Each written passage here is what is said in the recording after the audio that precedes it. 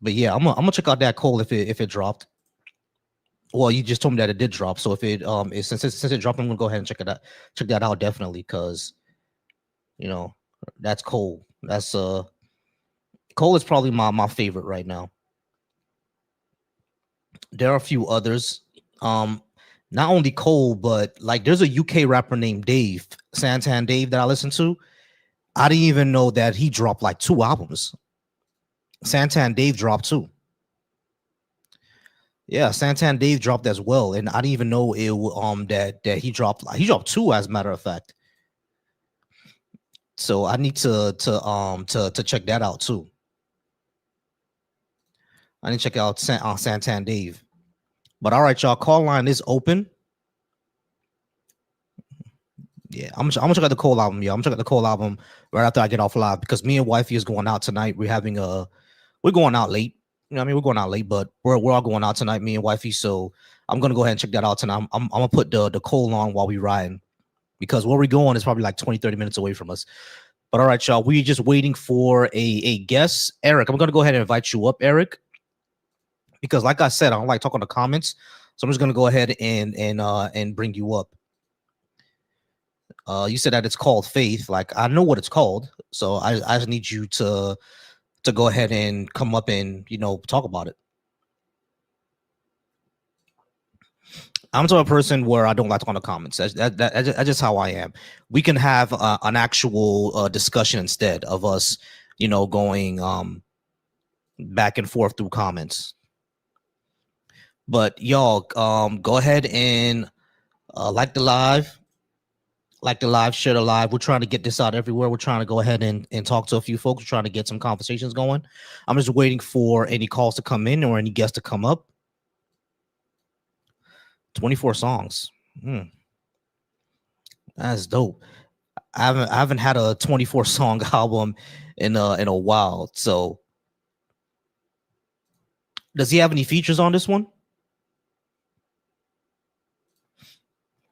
Does Cole have any features on this one? If he does, then because I liked what was his last one? The last one was not The Fall Off. Was his last one The Fall Off? Which one was his last one? The one where he had Lil Baby and 21 and Mo Ray and them.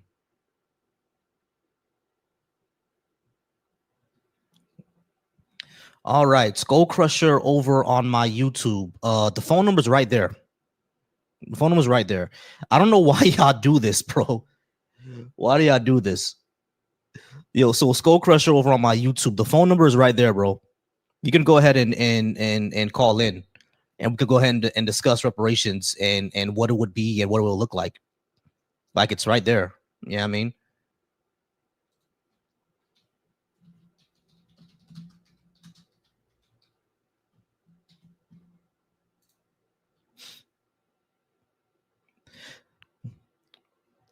The off season.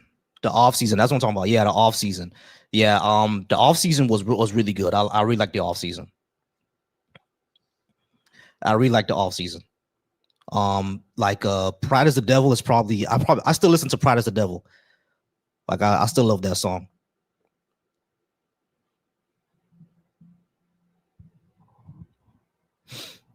All right, let's go, y'all. Let's go. Y'all keep tap that screen, y'all. Tap that screen, tap, because we're trying to get some conversations going. We're trying to get some people in here.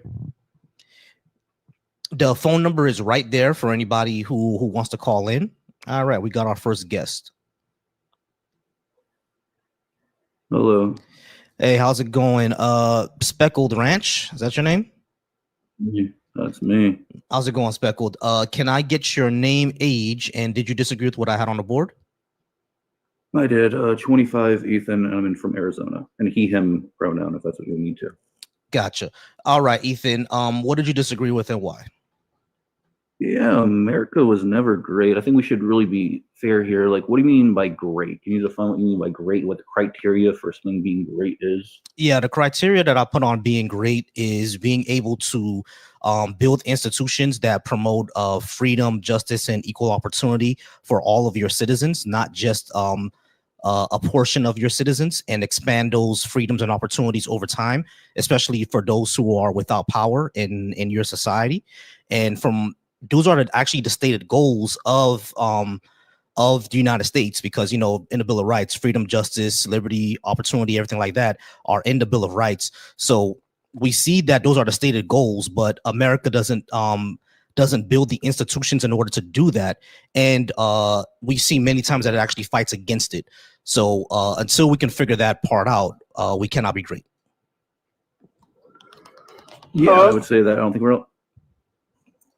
know if we're gonna be able to get really too much. I think I take I try to not ask as much as what you're saying there exactly. We have to really get in the deep weeds of the first sentence you said there, but I would say my criteria for great is just going to be basic survival necessities, so like water, food. Even though health insurance is a little bit crazy, I could still go there, get a crazy bill, I could still be taken care of though.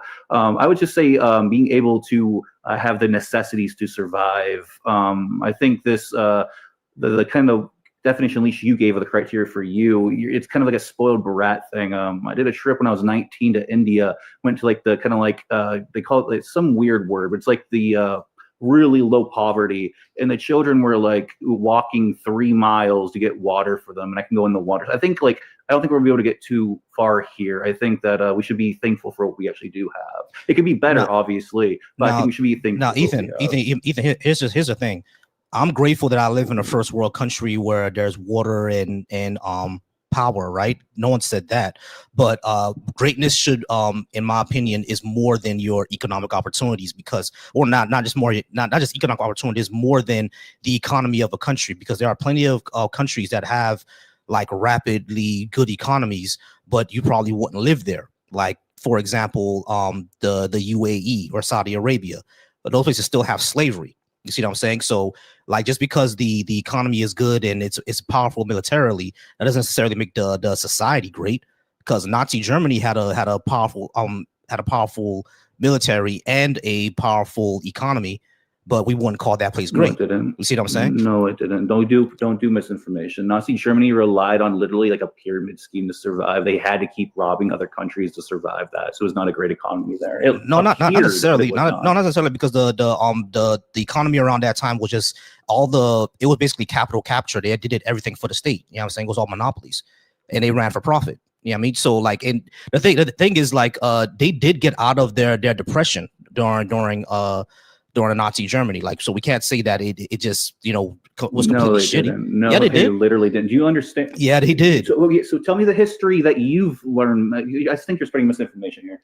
How did Smittler get out of that depression? What exactly happened? Because there was a economist that actually ended up being pioneered this. Yeah, same thing we did. What exactly did he do to get out of this? Yeah, same thing we did. War, and he crushed all the unions and basically let the captains of industry just basically run the entire economy.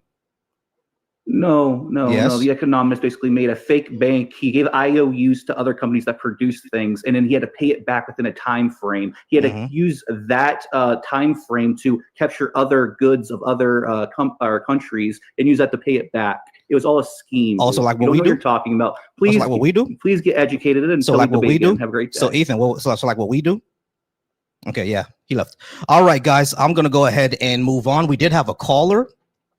I'm gonna get to the guest over here on TikTok in a second, but we did have a caller that called in. I appreciate y'all being here. All right, 585. How's it going, 585? Can I get your name, age? How you doing, my brother? What's up? I'm all right. You got to go ahead and turn down your mic a little bit. Can I get your name, age? I sure will.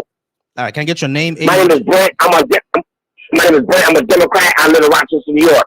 Let me tell you, matter something. You see what they did to Trump? Did put up that picture of President Obama and Michelle Obama. He is so jealous of President Obama. You know why he's jealous? Because we still recognize President Obama, and we don't recognize. I would never say Trump, but I call him Trump. I say 47. He put up a racist depiction of Melania and Obama as monkeys. Come on, man. Come on. Is this what it is? They want a race war, brother.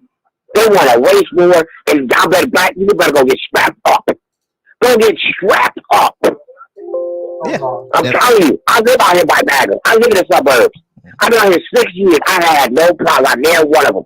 They tried with that race car with me. I knew I told that white man, I said, shut the fuck up. Mm-hmm. I'm proud to be black. That's what I told him. I am 53 years old. My mom dad always told me, never be afraid of the white man. Never. On a job. I got fired many jobs by a white man. Got you, Brett. All right. So I appreciate you, but I'm only taking fuck MAGA, fuck Trump. You're right. Based. Fuck MAGA and fuck Trump. Hey, I appreciate Happy Black History Month. Happy Black History Month. Happy Black History Month. Happy Black History Month. I appreciate you. They don't like that either. I appreciate you, Brent. Appreciate you, Brent. I just want to get to opposition, but I appreciate you, Brent. Go ahead and keep listening in. Keep liking, alive, and sharing. All right. Next person, No. How's it going, No? What is your actual name, age, and did you disagree with what I had on the board? Yeah, my name is James. I'm 19. How you doing, James? All right. And did you disagree with what I had on the board?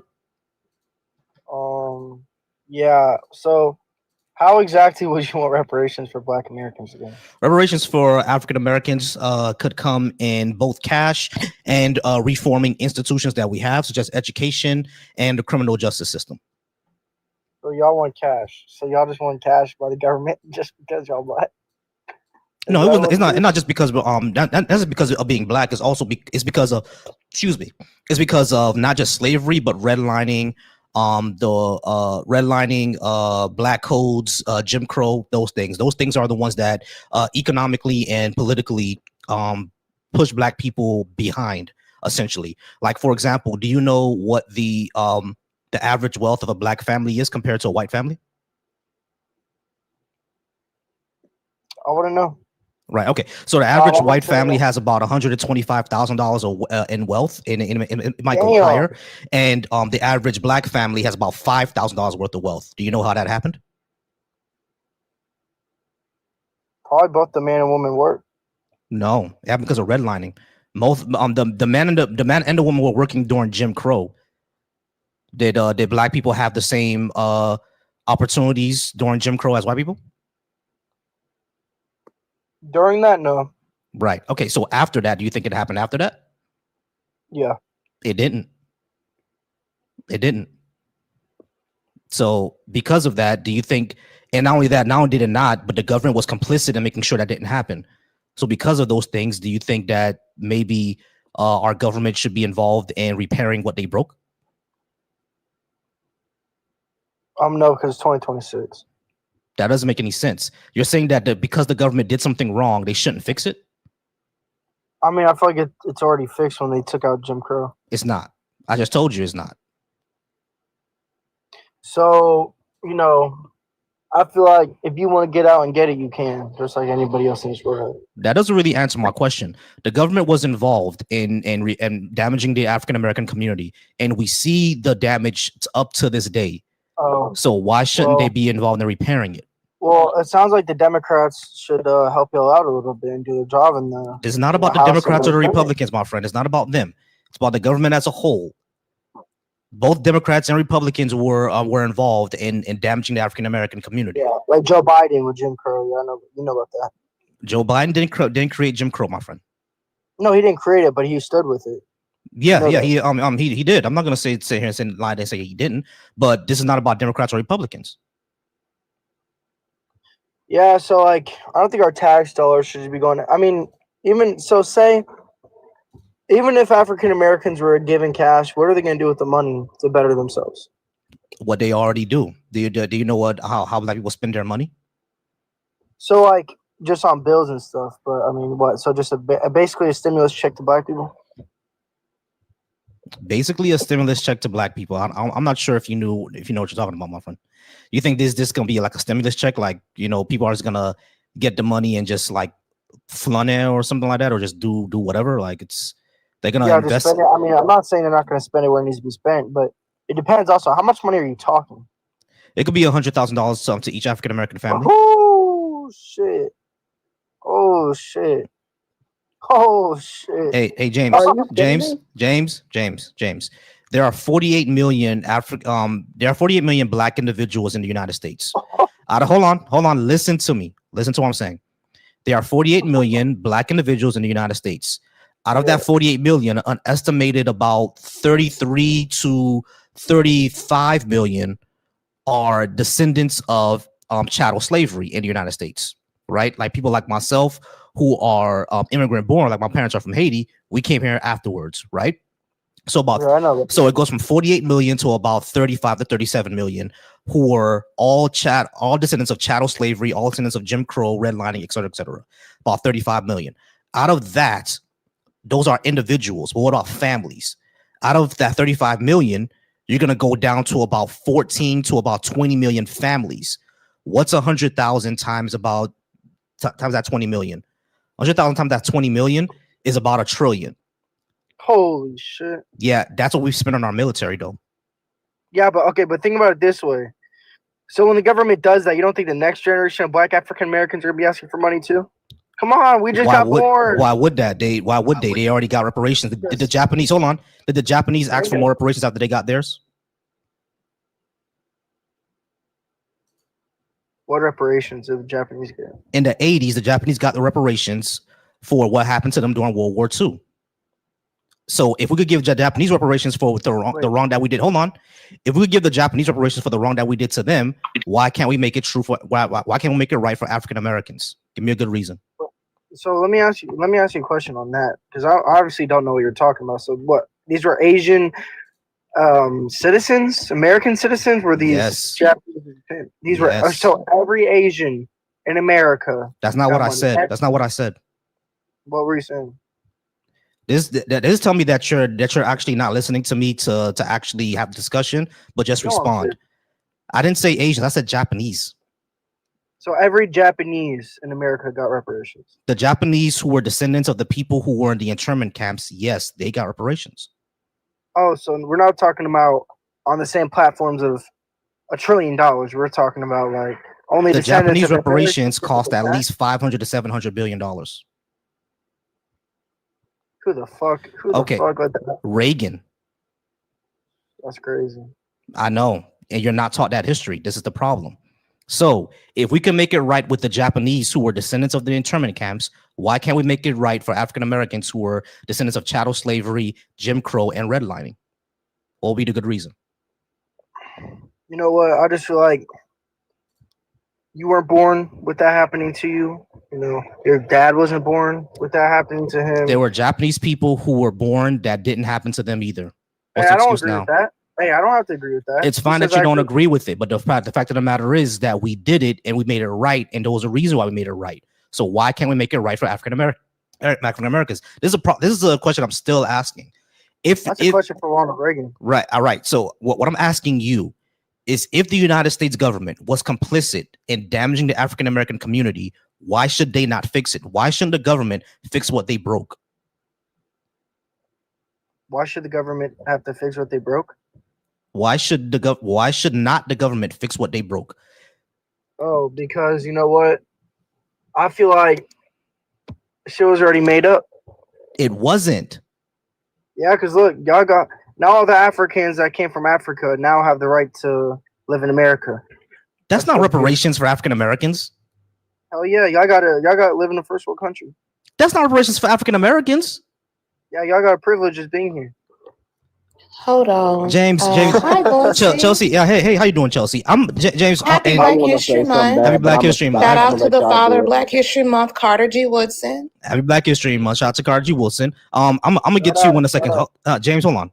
Chelsea, I'm gonna get you in a second because I know you want to get in on this. I mean, I'm a Black American. I didn't immigrate anywhere. So yeah, exactly. as well.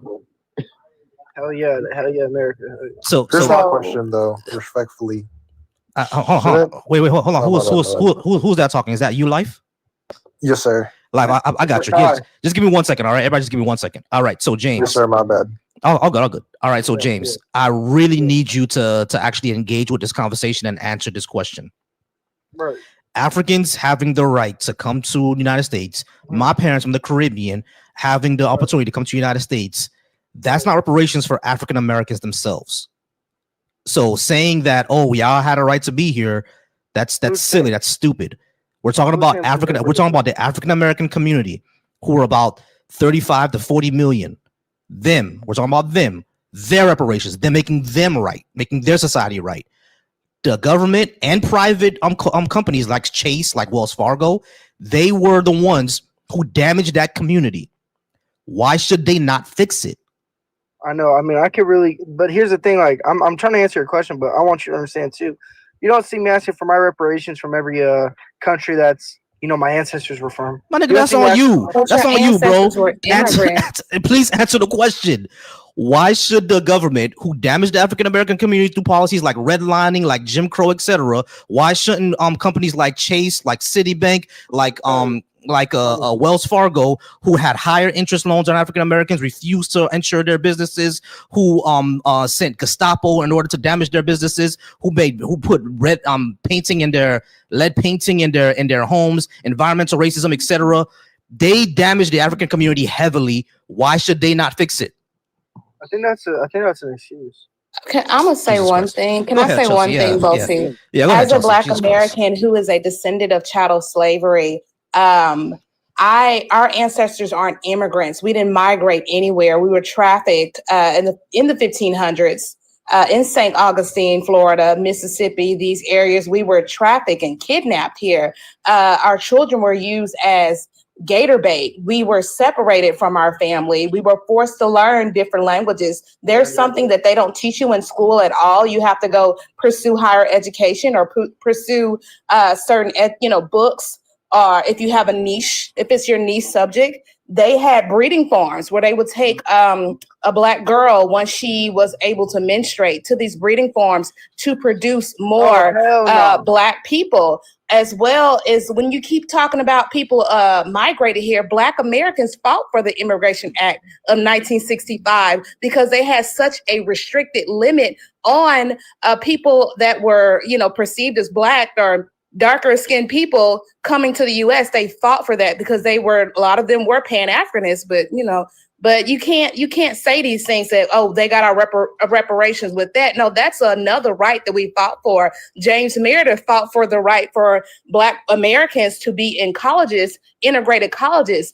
He's still alive. He's in Mississippi. Ruby Bridges is still alive, looking good, mind you, in Louisiana, fought for the right for Black children to be integrated in school. And she shouldn't even have that burden. Like, she was a child herself. Like, they pretty much lunged her in something that was so detrimental to her mental health, to her physical health. But now today we see that Black children can go to these integrated schools because what they were doing, they were taking the funding from these Black cities, Black towns, and not not giving that funding back. They were using it to elevate their homes. And when Black towns and Black cities were more elevated over white homes and white cities, they burned those cities to the ground. There's people who they can't even really trace their lineage back because those are cities that were burned down. We have Seneca Village that was in Central Park, New York. That's no longer there. We have a place called Quakertown in Denton, Texas. They got rid of Quakertown. It was full of Black American lawyers and Black American doctors. But since they built Texas Women's University, it was an all-white girls' school. They didn't want any Black people to be near them. So they bulldozed that town. You have Oscarville in Georgia, they call it the Lake Lanier. Mm-hmm. They drowned those people out. You have Rosewood. There's so many people, Black American people with so many admixtures because of sexual assault, because of so many things. People have trauma in certain diseases in their epigenetic settings because of this thing. It's been passed on through generation. So as a Black American woman, proudly Black American, I know with ancestry dating back to the 1500s. My folks from Mississippi, Louisiana. So I just left Cyprus, Louisiana. Yes, we deserve those reparations because the country that you enjoy was built through slave labor, was built through those things. Even as far as I'll say 1980s, we had redlining. I hope redlining is not still a thing, but we had redlining. People were in predatory loans. They couldn't go further. They was really stifled. Their whole life was stifled because of this thing called racism. The only reason why we have exuberant college tuition is because of racism, credit scores, racism. So you trying to say, we can't do this, we can't do that because you have a scarcity lack mindset. You think if Black Americans were rewarded something or allotted something, it takes away from you. No, it does not.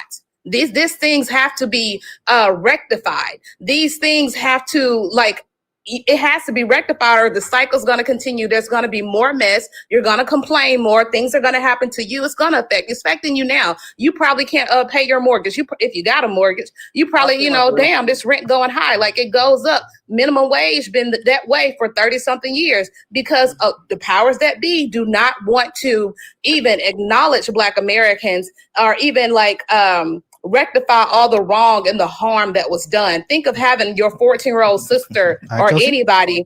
Go ahead, Volcy, because I'll talk about this forever. He was irritating me. No, I do apologize. No, it's all good and well. I love it. You were killing it. I just gotta have him respond because we're almost out of time with him. But James, do you understand everything that was said to you, right? Because what we're trying to get to the point is everything in this country was built off racism. Even the way that traffic works. You see what I'm saying? So, and those negatively affected African Americans the most. So what we're trying to get you to understand, or a question that I still need you to answer, or you should ask yourself, is if the system was built to be against African Americans and make them poor and everything else that Chelsea has said, why shouldn't that not be fixed? Because it hasn't yet. I got a question. It simply hasn't yet. Do I get more time? Because yeah, we can give you a little bit more time. I'm gonna give you a few more minutes. Okay, over on my call line, Julius, I do see you on the call line, Julius. I'm gonna get to you in a few minutes. All right, Julius, just give me a few moments. There was one more person in front of you, and then I'll get to you on the call line. For everybody who's on my TikTok, the call line cannot hear you. Unfortunately, I still haven't fixed that yet. I'm gonna fix that soon, y'all. I promise I'll fix that soon. But over my TikTok, the call line will not be able to hear y'all, at least the guests. But everyone else, you'll be able to hear. Okay, so James, what was your question? So, for example, right? Why would someone of African American descent, or not African American descent, sorry, African descent in America, why would someone like them disagree with reparations? Someone like them will disagree with reparations if they don't know the history of the country, or if they've been given a history of the country that's not pretty towards African Americans, or they've simply just been brainwashed by basically conservative bootstrap thinking. You know what I mean? Thinking that, we made it over here and we're all good, but they don't know the context of everything that happened to African Americans and how this country was set against them. That happens. My girlfriend's mixed, right? Mm-hmm. She's got Nigerian, Benin and Togo, all that stuff. And she disagrees. Yeah, I get it. I get it. But she's not. But listen, she's not like me. Like she's very much more left than I. Like, I'm not left, but she's definitely like middle to left, I would say, with some of her thinking. Okay. Most of it. So I don't know. She just said no. I asked her one day straight up. I said, "Do you agree with this?" And she just said, "No, it's stupid." So, I mean, I know that's not like, okay, whatever. But I mean, she can disagree all she wants, but I'm not talking to her. Yeah, I mean, I'm talking to you. I would have to speak. I'll speak with her to see what her reasoning is. But as far as talking to you goes, I think you should ask yourself that question: why you disagree that if a government in a society damages a community, they shouldn't fix it? Like, what? That sounds silly. That sounds kind of crazy. I get what you're saying, but also I feel like, you didn't personally feel the same way your ancestors did. You didn't physically feel it. You didn't mentally feel it. So why should you be getting paid for something your ancestor had to go through that you didn't have to go through? Because it still affects us today. Like, as a Black American, and I keep saying that I didn't benefit from any sort of immigration. It still affects us today. You just heard Volcy talks about how trafficking works. You heard me talk about redlining. You heard me talk about people with different illnesses in their epigenetic settings, fear. And I'm gonna get off here, Volcy, but also Black people are not even a monolith, sir. Like, no shade to your girlfriend, but I don't know how old she is. I don't know her heritage. I don't know what she's been taught. Black people are not a monolith. Once upon a time, a lot of Black people in the South didn't even want Martin Luther King to come to the South to help Democrats. So it's just like we're not a monolith, but these things still affect us today. I feel like okay, this is how I feel. If y'all want reparations, I feel like it should come out of all the Democrats that own slaves' pockets, because it was them. Can I say something, please? It was them. Yeah, KKK. As a matter of fact, yeah, Trill, I've had you up here for a while. I apologize. What did you want to say? Hold on. No problem. So it's really two things I want to say. So the first thing I want to say is like every major established country or superpower in the world has had a reparation system for people they've wronged. Even like after slavery, they looked at slave owners as losing property and gave slave owners reparations for losing slaves. The Jews, they got reparations. Like every major group of people that's been systematically wronged throughout history, when we talk about like major modern establishments have been given reparations. And I feel like for whatever reason, when it comes to like Black African Americans, we're the only group where it's like this cognitive dissonance or this disconnect, where it's like we're the group of people that are forced to like have to pick up the pieces and start from scratch. And even then, like from like 1968 is like when like a lot of like the civil rights laws started to get passed. Like we've only been even recognized as like regular citizens for just a couple generations now, like even after like chattel slavery. And then for is like the argument of like, oh my God, you didn't have to directly go through something, or your parents or great grandparents or whatever. James, is that your name? Yeah, that's his Yeah. name on the bottom, James. If your grandpa owned the farm and he passed away, does the bank get the farm? Or would you want that farm passed down to you? Of course, you'd want the form passed on. Why? Did you work for that farm? Did you feed the cattle on that farm? I mean, I get what Can point I you're say trying to something? make. Wait, who was that? That's Andrew. Andrew. Okay, Andrew, I'm gonna get you to you in a second. We're almost done. And over on the call line, Julius, I do see you, and Garrett, I see you as well. All right, I'm gonna get you guys in a second. And then but I just gotta talk to Life, because Life had a quick question.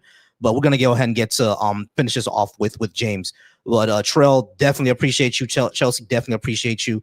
So James, what I want you to do, yeah, that was very well stated, Trell. I appreciate you being up here. Very well stated, Trell.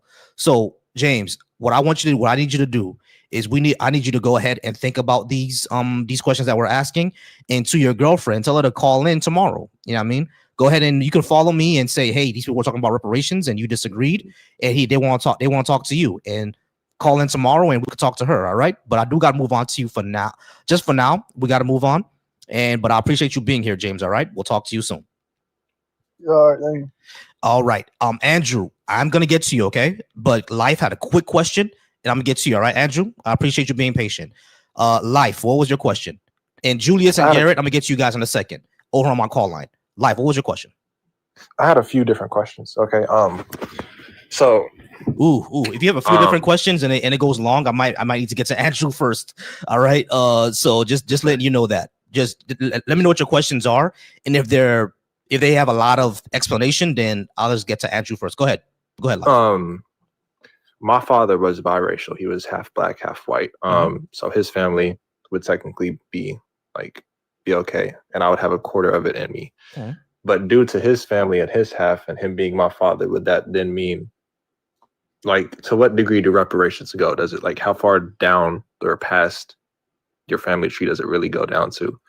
And what would necessarily classify you to be, and furthermore, I was hearing a little bit of what James was saying, and I had to really sit here and conflict with myself in my mind and really give a thought about it. I think reparations are somewhat owed because everybody else has had reparations. I just, in my heart, I would wish that if Black people did get the reparations, I'm not going to say that they wouldn't build anything with it. I know that there are a lot of intelligent, Black people out there. I would hope that it would better them as a community and that they could thrive off of it, if that makes sense.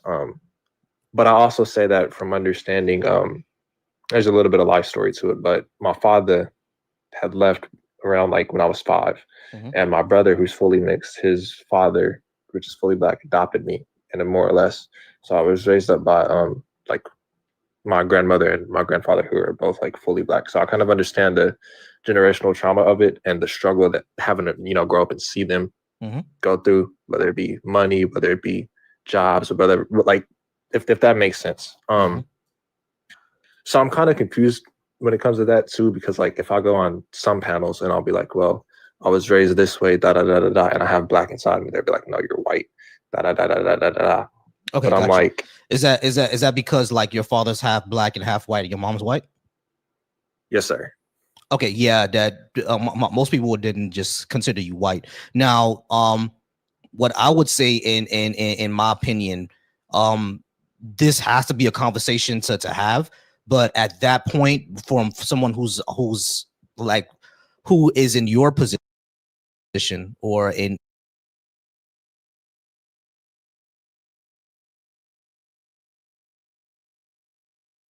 what they think about it. Chelsea, Trell, what do you guys say? Because I think this is more on y'all opinion. Go ahead. Okay. What do you call yourself? Life? Yeah, you can call me Life. There's a caricature or a something that they would call certain black people in antebellum slavery. They would get called the tragic mulatto because they didn't know where. It's a fictional character, but it's an archetype. But they wouldn't know where they had actually would actually fall along the color lines because it was so staunch then.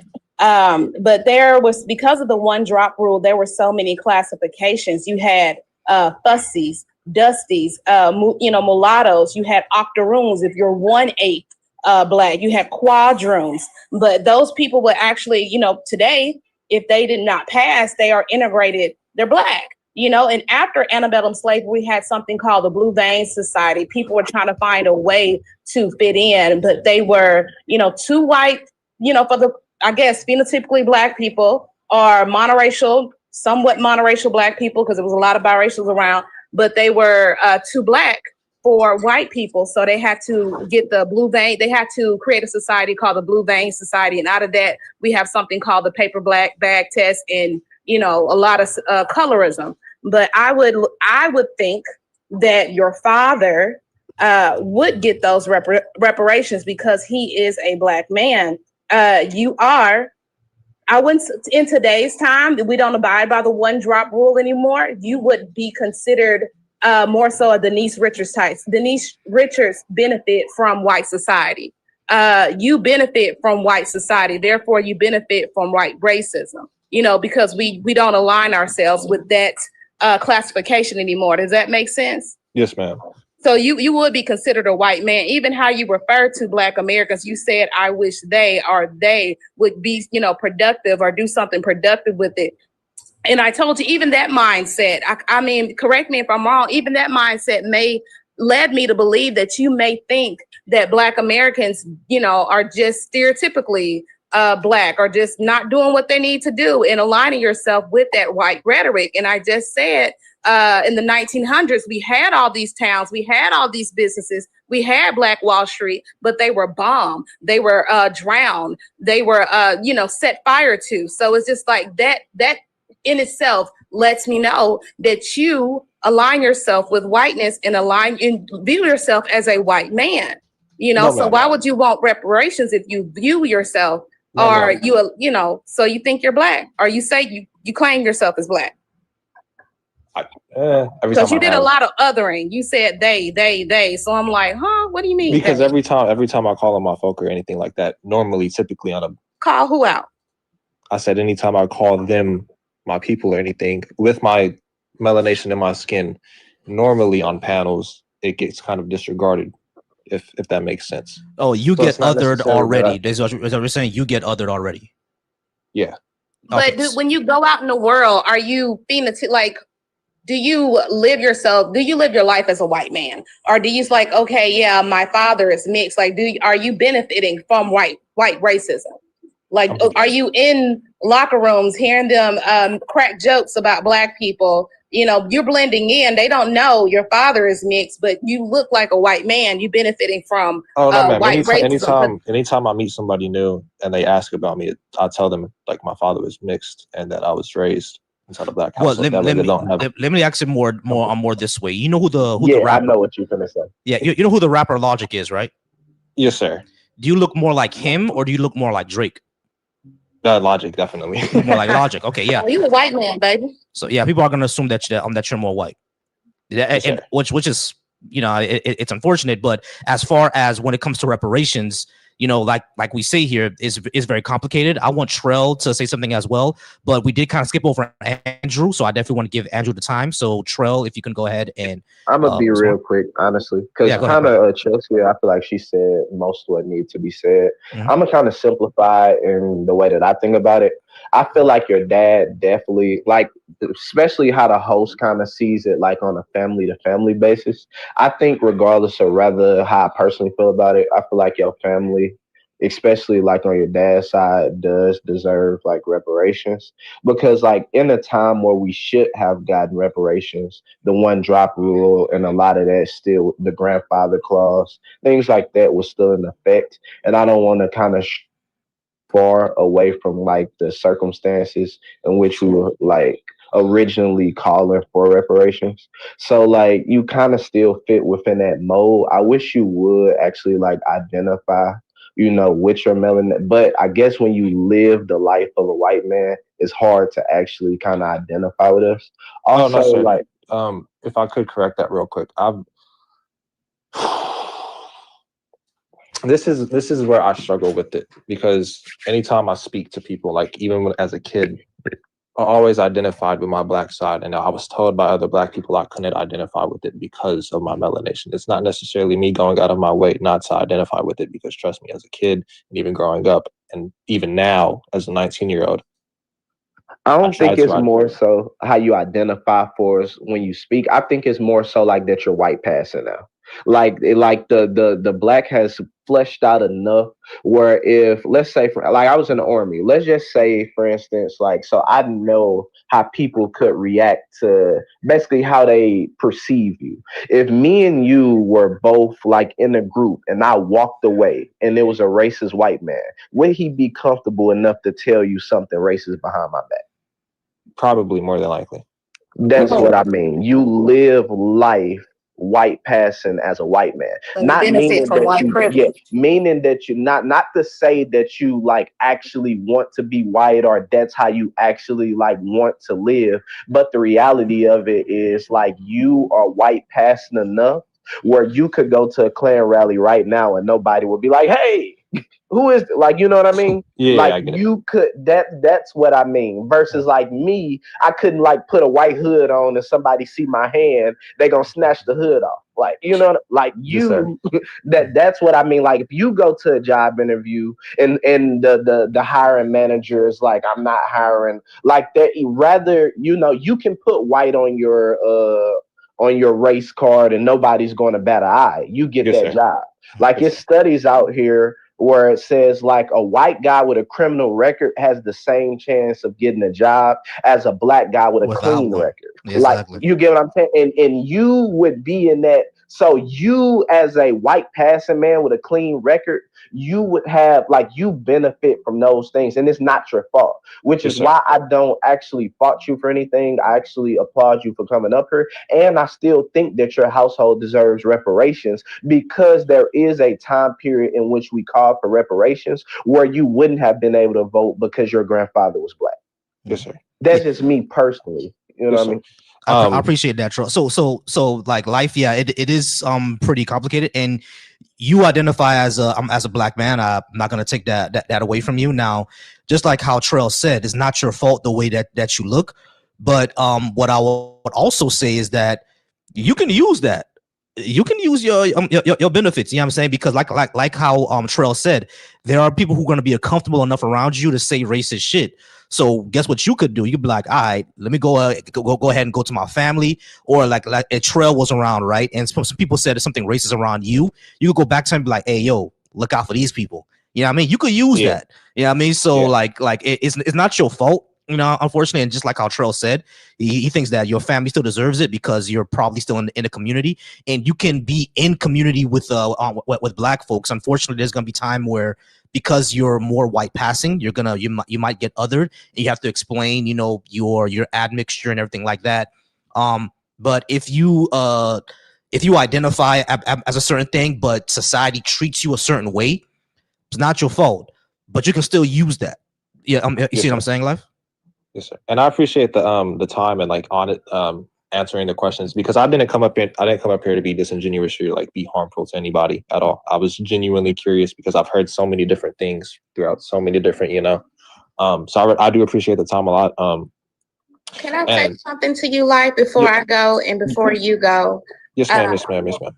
You don't have to call me yes, ma'am. Granny raised me that way. I'm sorry. I got gray hair, but I ain't that old. Stop. Granny, that's how Granny. Just like along the lines what Volcy was saying, don't be ashamed of your heritage. Don't be ashamed of your genotype, because there is a difference between genotype and phenotype. And because we're not operating under that one drop rule, miss, you benefit. You have privilege. Use your privilege to pull people up. Use your privilege to do right. Like, use your privilege to educate other people if you can stomach it, because sometimes some people are so stuck in their delusion and their ignorance, you don't want to deal with it. I get it, because I'll walk away in a minute and cuss somebody out. I get it, babe.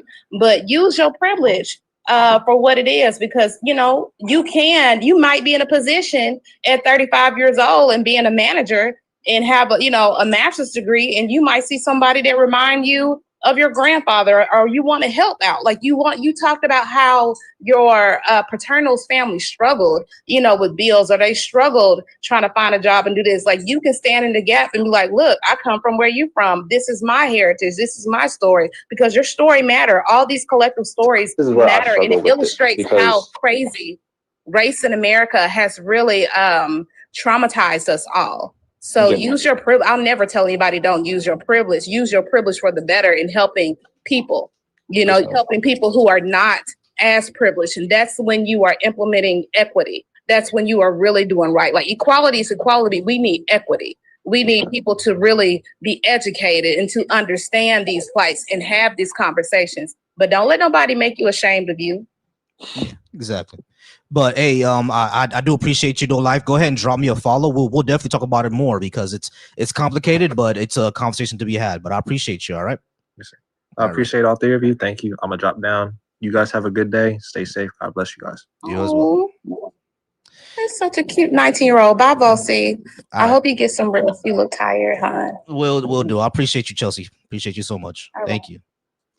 All right, Trill, if you would like to stay up, you can stay. Andrew, you are going to be next. Let me just let my callers know. All right, so for the callers, Julius and Garrett, you guys are next, okay? Just please be patient with me. I appreciate y'all for being patient, but y'all are next. Over on my Facebook, Bundy, the call number is pinned right here. You see the call number, right? 786-751-7853, because we got to talk about that coon ass shit that you was doing on my post. So go ahead and call in. And you already said that you want to debate me. So let's go ahead and talk about that. All right, Andrew. Andrew, I appreciate you being up. I appreciate you being patient. Thank you so much. Andrew, are you at least 18? And did you disagree with what I had on the board? Oh, yeah, I'm 18 directly, and I had a couple disagreements, yeah. Yeah, sure. Okay, not a problem. We'll go ahead and talk, and then I'm gonna get to my callers. All right, what did you disagree with? You're gonna talk to me first, and Trell may have something to talk to you about as well. I'm gonna put 10 minutes so you can talk to me, and then you can talk to Trell. All right, Trell, be patient with me, and then I'll let you talk to Andrew next. All right, appreciate you, bro. All right, Andrew, go ahead and talk to me for 10 minutes, 30 seconds. What you got? What did you disagree with? Okay, I just want to establish a couple things before we start. I don't support racism. I think it's a terrible thing. But you did say that reparations should go for Black Americans. Now, you said, what, $100,000 per Black family, you think? Yeah, per Black family, Black household, sure. Okay. Yeah, and then what my question is going to be in the future, but wait for me to finish. My original question is going to be, why should the U.S. Be funding the Blacks? And then also, I heard you make a claim that saying that slaves, built America. Now, I do agree that they did help build America through, politics and law and, the economy. Though the Africans that came in, they were now the African Americans, wouldn't even be able to work if it wasn't for the founding fathers. Our founding fathers have created the independent colonies, and later what we like to call the U.S. of A. And I would just like to say that Yeah, I think that reparations should not be given to the African Americans from trauma for slavery, and I would like you to tell me why you disagree. Okay. First of all, when it comes to the founding fathers, there were 41 of them. 41 of the 55 of the founding fathers owned slaves. So that means nothing to me. But the second thing that I would say is that I already actually explained it earlier before. The reason why African Americans are owed reparations is because this government was complicit, or even not just complicit, but they're the ones who actually suppressed African American progress economically, socially, and politically through not just slavery, but Jim Crow, black codes, the war on drugs, and especially redlining. Redlining was the main thing that caused the wealth gap between black families and white families. And because that the government was complicit in that, and not just them, but also private industries, insurance companies, banks, etc., because they did that, because they damaged these communities, because they're the ones who damaged it, they should be the ones to fix it. And I don't see the reason why we shouldn't do that. Okay, so just because you have a history of the blacks, like your ancestors, getting trauma, what makes you think that now the recent African Americans deserve reparations? Just because you have a history of your people doesn't mean that alternatively the newer generation deserves reparations. Just because I have a sorry. Do we still see the damage of what was caused back then today? We can see racism. We can see discrimination towards the African American community. We don't see slavery so the damage that was caused back then, do we still see it today? Parts of it, not the main things like slavery and segregation. What do you think the stereotype of black people being, or especially black men specifically, being brutish beasts who can't control themselves, where do you think that came from? I would mostly think that the white slave owners. Yeah, that came from slavery. So because that stereotype still exists over 200 years later, we still see the damage today, correct? Stereotypes and discrimination, we do. Stereotype and discrimination, we still see them today.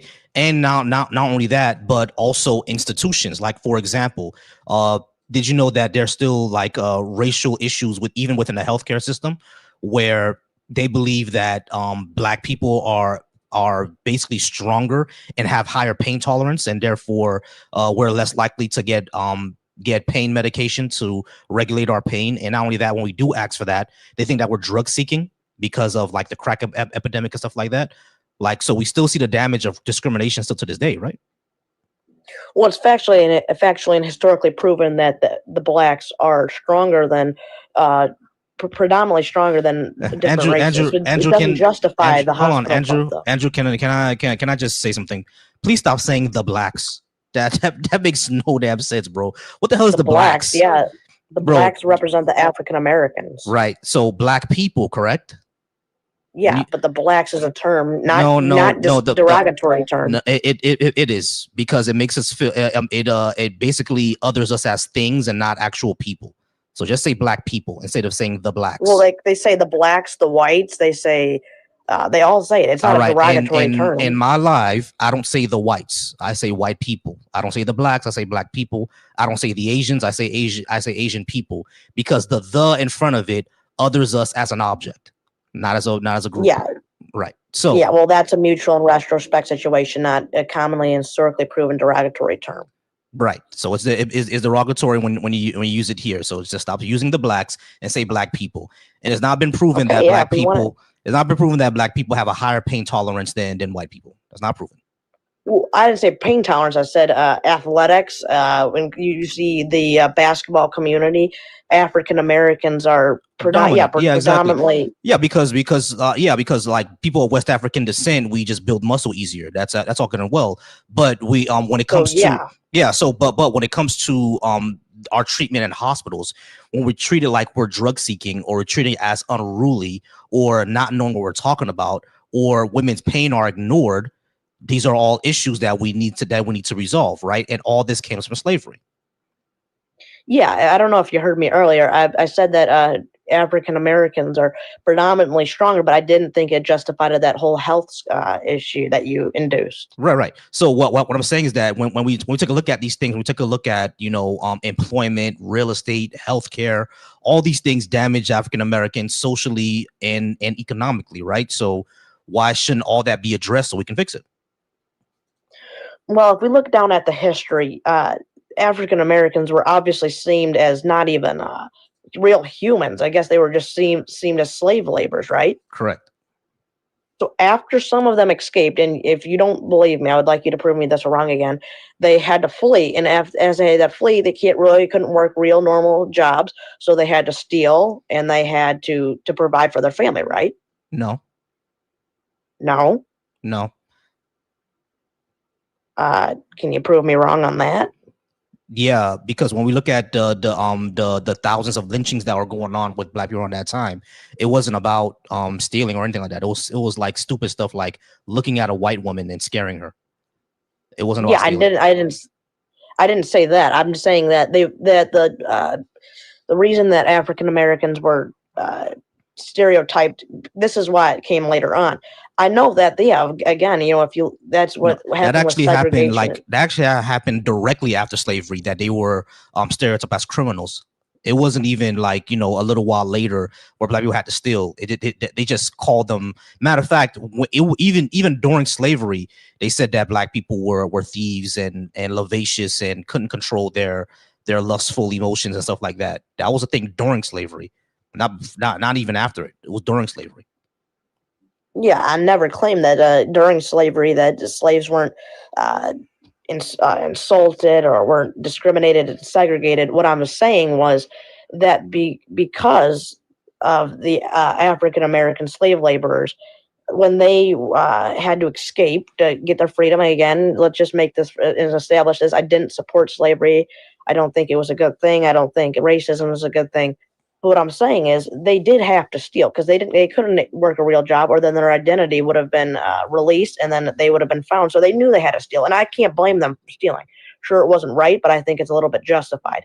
Now, as they did that, it's from generational length. It was taught, and that's why you see a lot of things like in African American communities, especially in Chicago.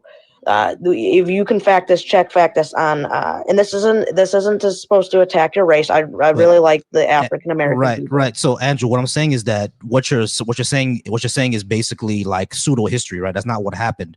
This entire thing of African Americans having a criminal stereotype, it didn't start after slavery. It started within slavery in of itself. You know what I mean? Saying that Black people are most likely to steal, are going to be lustful and can't control their loins around women or around white women specifically, et cetera, et cetera. It happened during slavery. It wasn't that after slavery, Black people couldn't work, so they had to steal, and that's how the stereotype came about. It came about during slavery. That's what I'm trying to say. Yeah, sure. Sure. After slavery, there were poor people out there who had to steal, right? But like, what I'm saying is that the Black people who did steal because they couldn't afford anything or anything like that, that was already a stereotype put on them. That stereotype didn't exist after slavery, except it existed before and during slavery. You see what I'm saying? It wasn't like after slavery, Black people couldn't work, therefore they all stole, therefore the stereotype. No, it wasn't like that. Yeah. So what you said basically is I do believe it came during, and I also became it linked on after. But what you said is that there were some people, that poor slave laborers that had to steal. And my question is, what makes any slave laborer any more value? They didn't get paid. They were, some of them did, in very rare occasions. Some got paid, but they all didn't get paid. So all of them. What do you mean by that? You said you claimed that there were some slave laborers that were poor that had to steal, but all of them did. I mean, there's some, not all of them, but a very big majority, because they didn't get paid. They were taken from ships from their African leaders who sent them, and in the triangular exchange through Europe and America and Africa. They were all poor. They didn't get paid. I'm kind of lost on what you mean. You're talking about during slavery, Black people were stealing things? I'm not sure what you mean. After they escaped, yeah. Oh, like in the during the Underground Railroad. No, like they knew how to till the land and everything like that. They were able to grow their own food. Yeah, I didn't say they weren't able to grow their own food, but they weren't able to work real jobs to get paid. How would they have got paid? No, they were working the docks and everything like that. That's what happened. Matter of fact, this is one of the reasons why the Irish became racist against us, because we were working on the docks in New York City after the Underground Railroad and up north and stuff like that. This is how like the Irish community started to become racist against us, because up in like Detroit and Philadelphia, well, not Philadelphia, but up in New York and places like that, black people were working the docks, or were working in like low wage jobs that the Irish were usually working at. And, you know, because of white supremacy, they were encouraged to be racist against us. But and yeah, in hotels and stuff like that, as stuff like that. So that's where that came from. They were working. As a matter of fact, one of the big issues that caused Bleeding Kansas is the people who wanted to keep slavery were afraid that black people were going to take their jobs. A lot of shit that we're hearing today against immigrants. You know what I mean? But that's 10 minutes for me. Trell, did you have anything for Andrew? Trell? I mean, like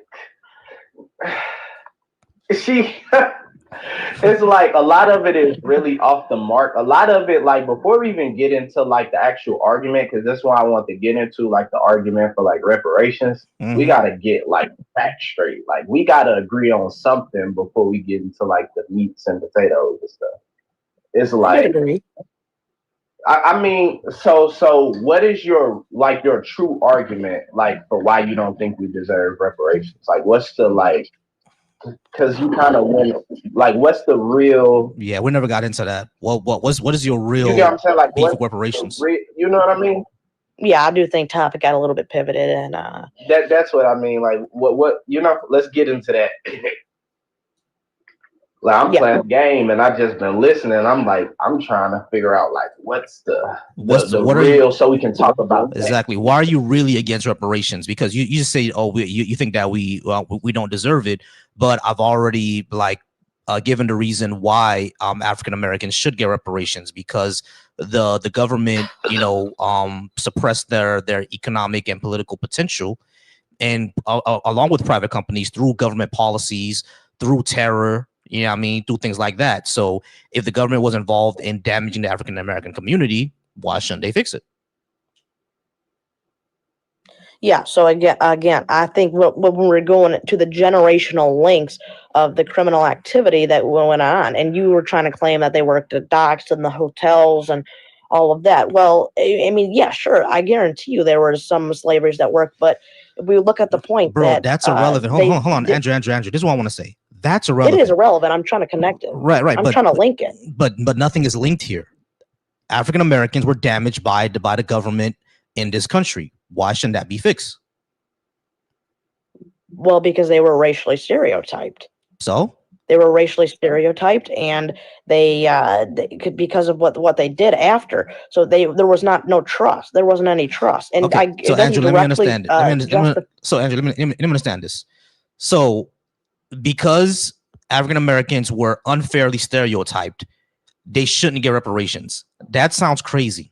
What wasn't unfairly, and again, that wasn't my whole point. It wasn't just all about stereotypes. I'm trying to get to exactly what you mean.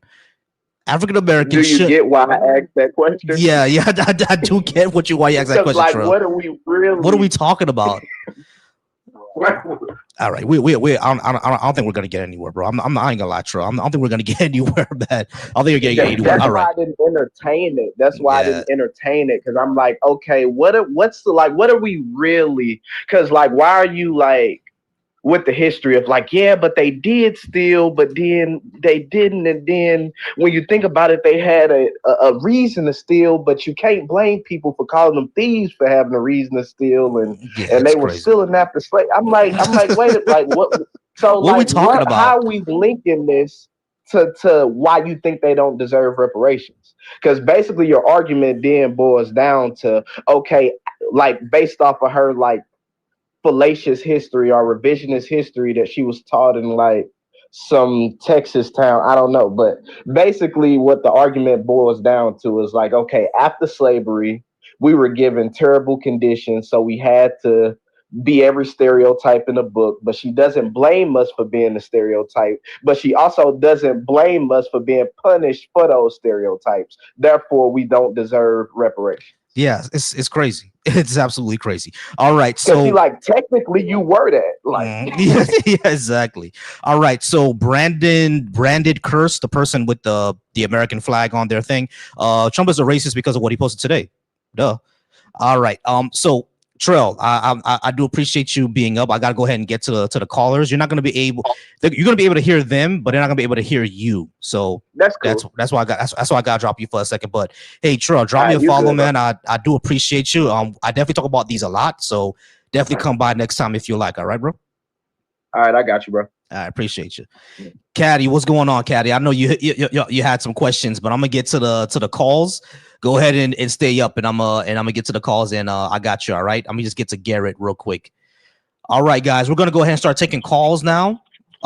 So for everybody who's watching me from YouTube, again, the call-in number is right there. For people who are watching me over on my YouTube on Volcy Thoughts, again, y'all, the call-in number is right there. Right fucking there. Y'all keep calling me ignorant, keep calling me all these other things. 786-751-7853 tree. Call in. It's right there, bro. I don't know why y'all are so against this, but anyway, Garrett, I think I spoke to you before because the system remembers you. How old were you again, and what did you disagree with? My name's Garrett, and I'm 21, and I disagreed with you on America was never great. All right, yeah. So America was never great. Did you want me to repeat what I stated before? Sure, you can repeat that. All right. So America was what was never great. Not when it comes to greatness of a country, right? The way that I judge it is not by economics or power of the military. The way that I judge it is building institutions that spread freedom, justice, and opportunity for all. Across the board, not just for a certain amount of people, but across the board, especially for the citizens of your country that do not have power, right? So I believe in pro-social and pro-humane principles. These are principles that America actually set out to do, which is what they say in their Bill of Rights, but they do not actually build those institutions. As a matter of fact, we see that many times they fight against policies that would expand those rights, that would expand those freedoms, that would expand those privileges to all their citizens. Because of that, America cannot be great.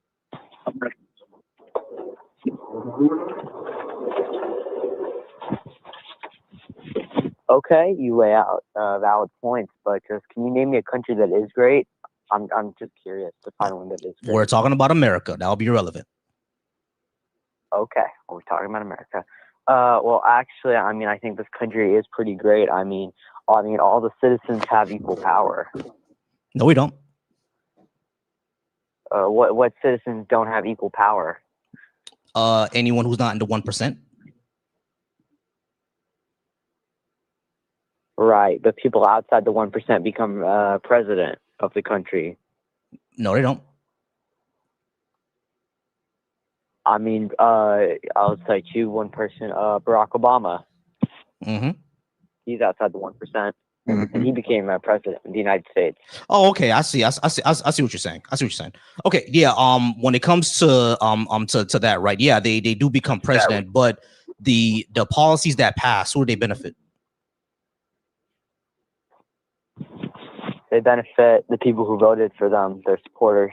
No, it benefits the 1%. Like every single time, every single analysis that's been done on American policy and what gets passed, overwhelmingly the policies that get passed benefit the 1%, not the rest of us.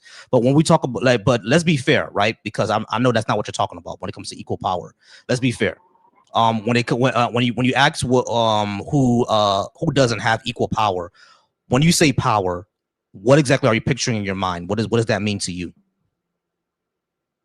I mean, to me, power means like the ability to change the country and to change the world. And U.S. presidents have the power to do that. You know, they could decide to nuke a country or something.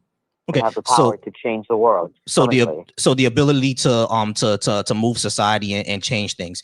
If that's what you mean by power, because there's hard power and there's soft power. Hard power, we already know what it is weapons. Soft power is influence. If you're going to talk about soft power, yeah, African Americans have the biggest soft power that we've seen across this planet, because every single American export of American culture has come from African Americans, right? So yeah, African Americans have a lot of soft power.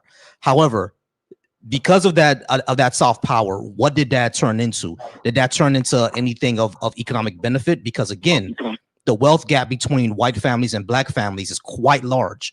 So just because the African Americans had that soft power, what did that turn into? They did that power couldn't be used to benefit them, right? It was monetized by people outside of them. Right. Okay. It was monetized by people outside of them, you said? Mm-hmm. Yes, it was monetized by a community outside them, and to their detriment as well. Uh-huh. Well, I mean, America was built by the settlers who came in and settled it. And most The of them were settlers European. enslaved people Now, and committed genocide. So that's what built America. genocide? Yeah, the Native Americans.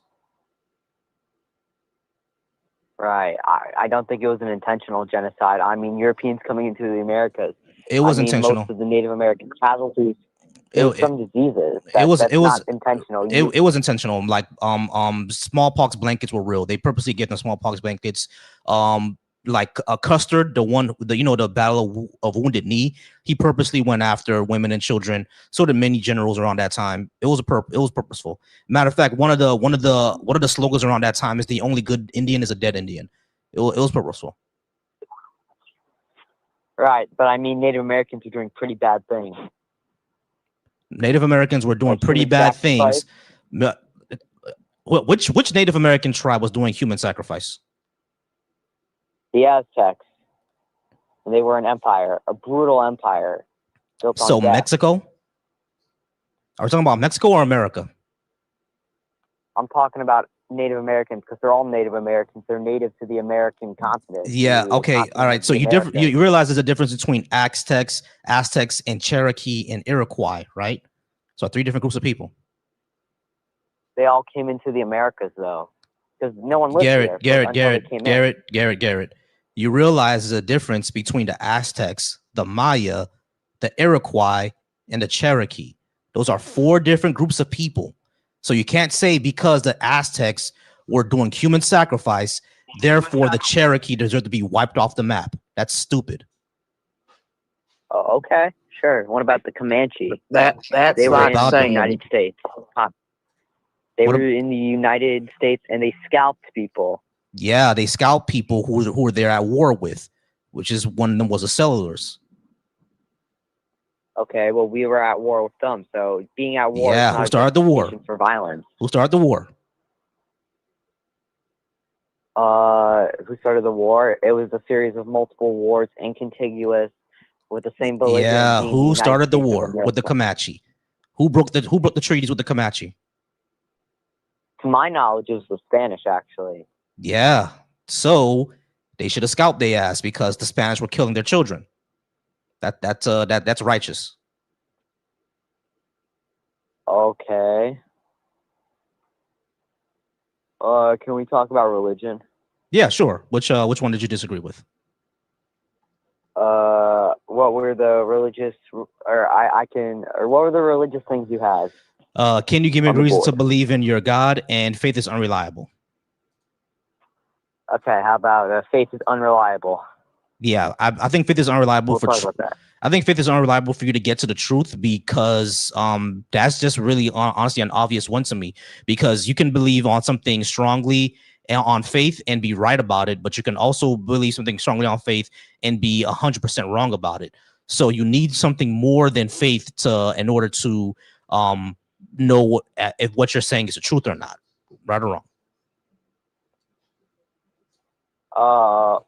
Right, but you can prove things scientifically based on faith. No, you can't.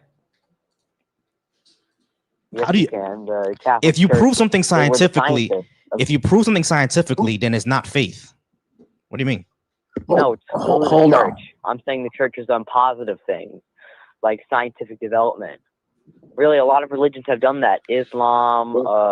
No, I agree with you. I agree with you. I'm not saying that. Confucianism. No, I'm not. I agree with that. I'm not saying that faithful people can't be scientists. Yeah, sure, but faith doesn't prove anything in science. Well, I mean, you look at let's just go with the Christians, for example. They believe in like God created the universe. No, but again, Garrett, I agree that religious people and faithful people can be men and women of science. I don't disagree with that at all. The Big Bang Theory was discovered. Hold on, the Big Bang Theory was discovered by a Catholic priest. So I don't disagree with you. What I'm saying is that within science, faith doesn't really prove anything within science. That they're diametrically opposed because faith doesn't require evidence, but science does. But you could say from a Catholic perspective, like the Big Bang proves we were all created, proves that the word universe was created because, you know, we see, and the Big Bang is correct, you know, it's obviously the true thing. And we see background radiation, and that fits with what God said because God created the universe with the Big Bang, in my opinion. Right. Okay. So the thing is that's putting the cart before the horse because we know the Big Bang happened. But if you're going to say that the Big Bang came from a God, you need to now prove that God first. You just can't say now that we know that this universal expansion happened, therefore there's a God. You're skipping a step. You need to show the God. Well, we can prove that God. We can prove that God because He came to us. Right. Okay. Sure. What's all right? Sure. What's the evidence that Jesus was a God?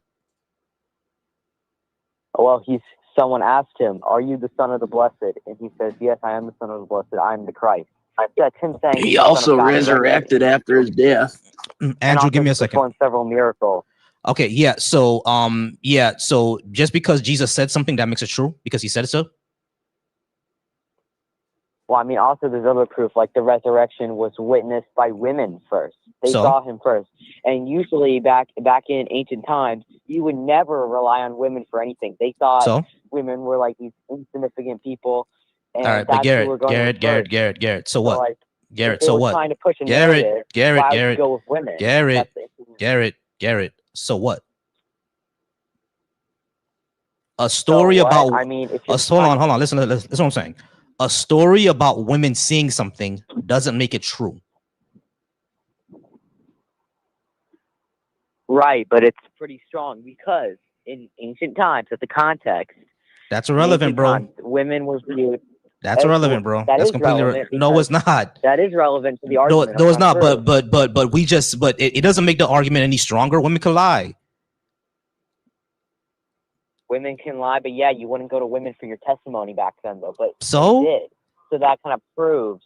No, it doesn't. No, it doesn't. No, it doesn't. Women seeing something doesn't make it true.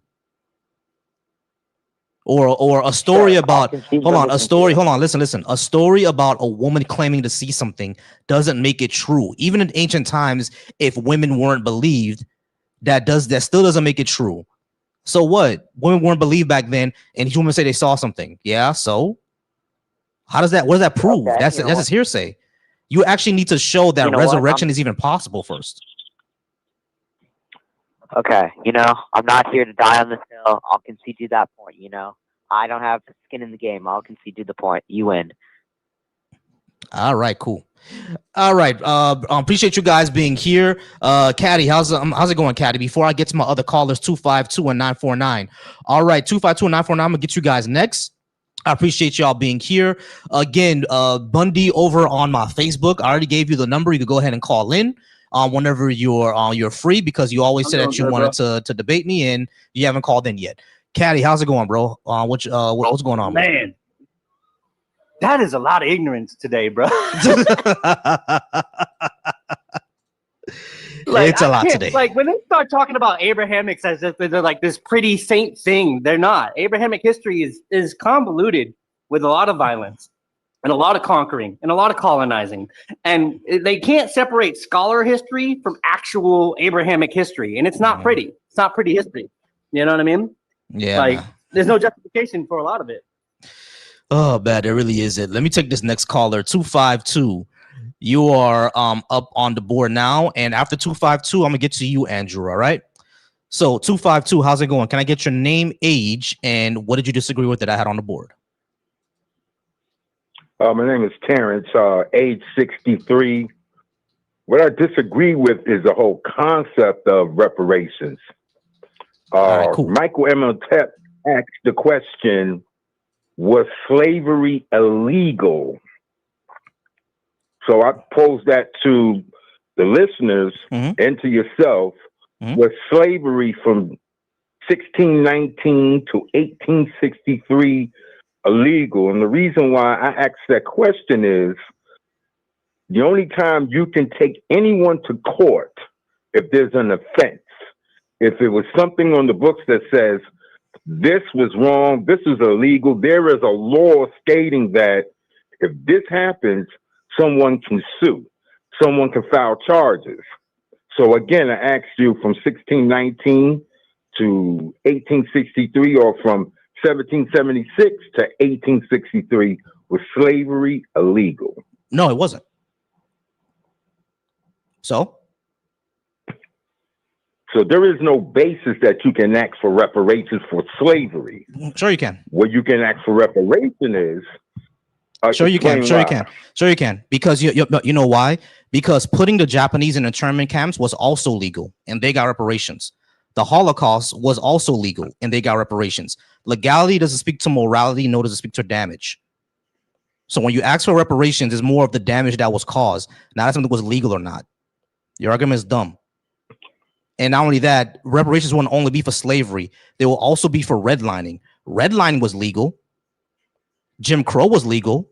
Black codes were legal. All of those damaged the African American community. So even according to your own argument, there would still be a case of reparations. What are you saying, Terrence?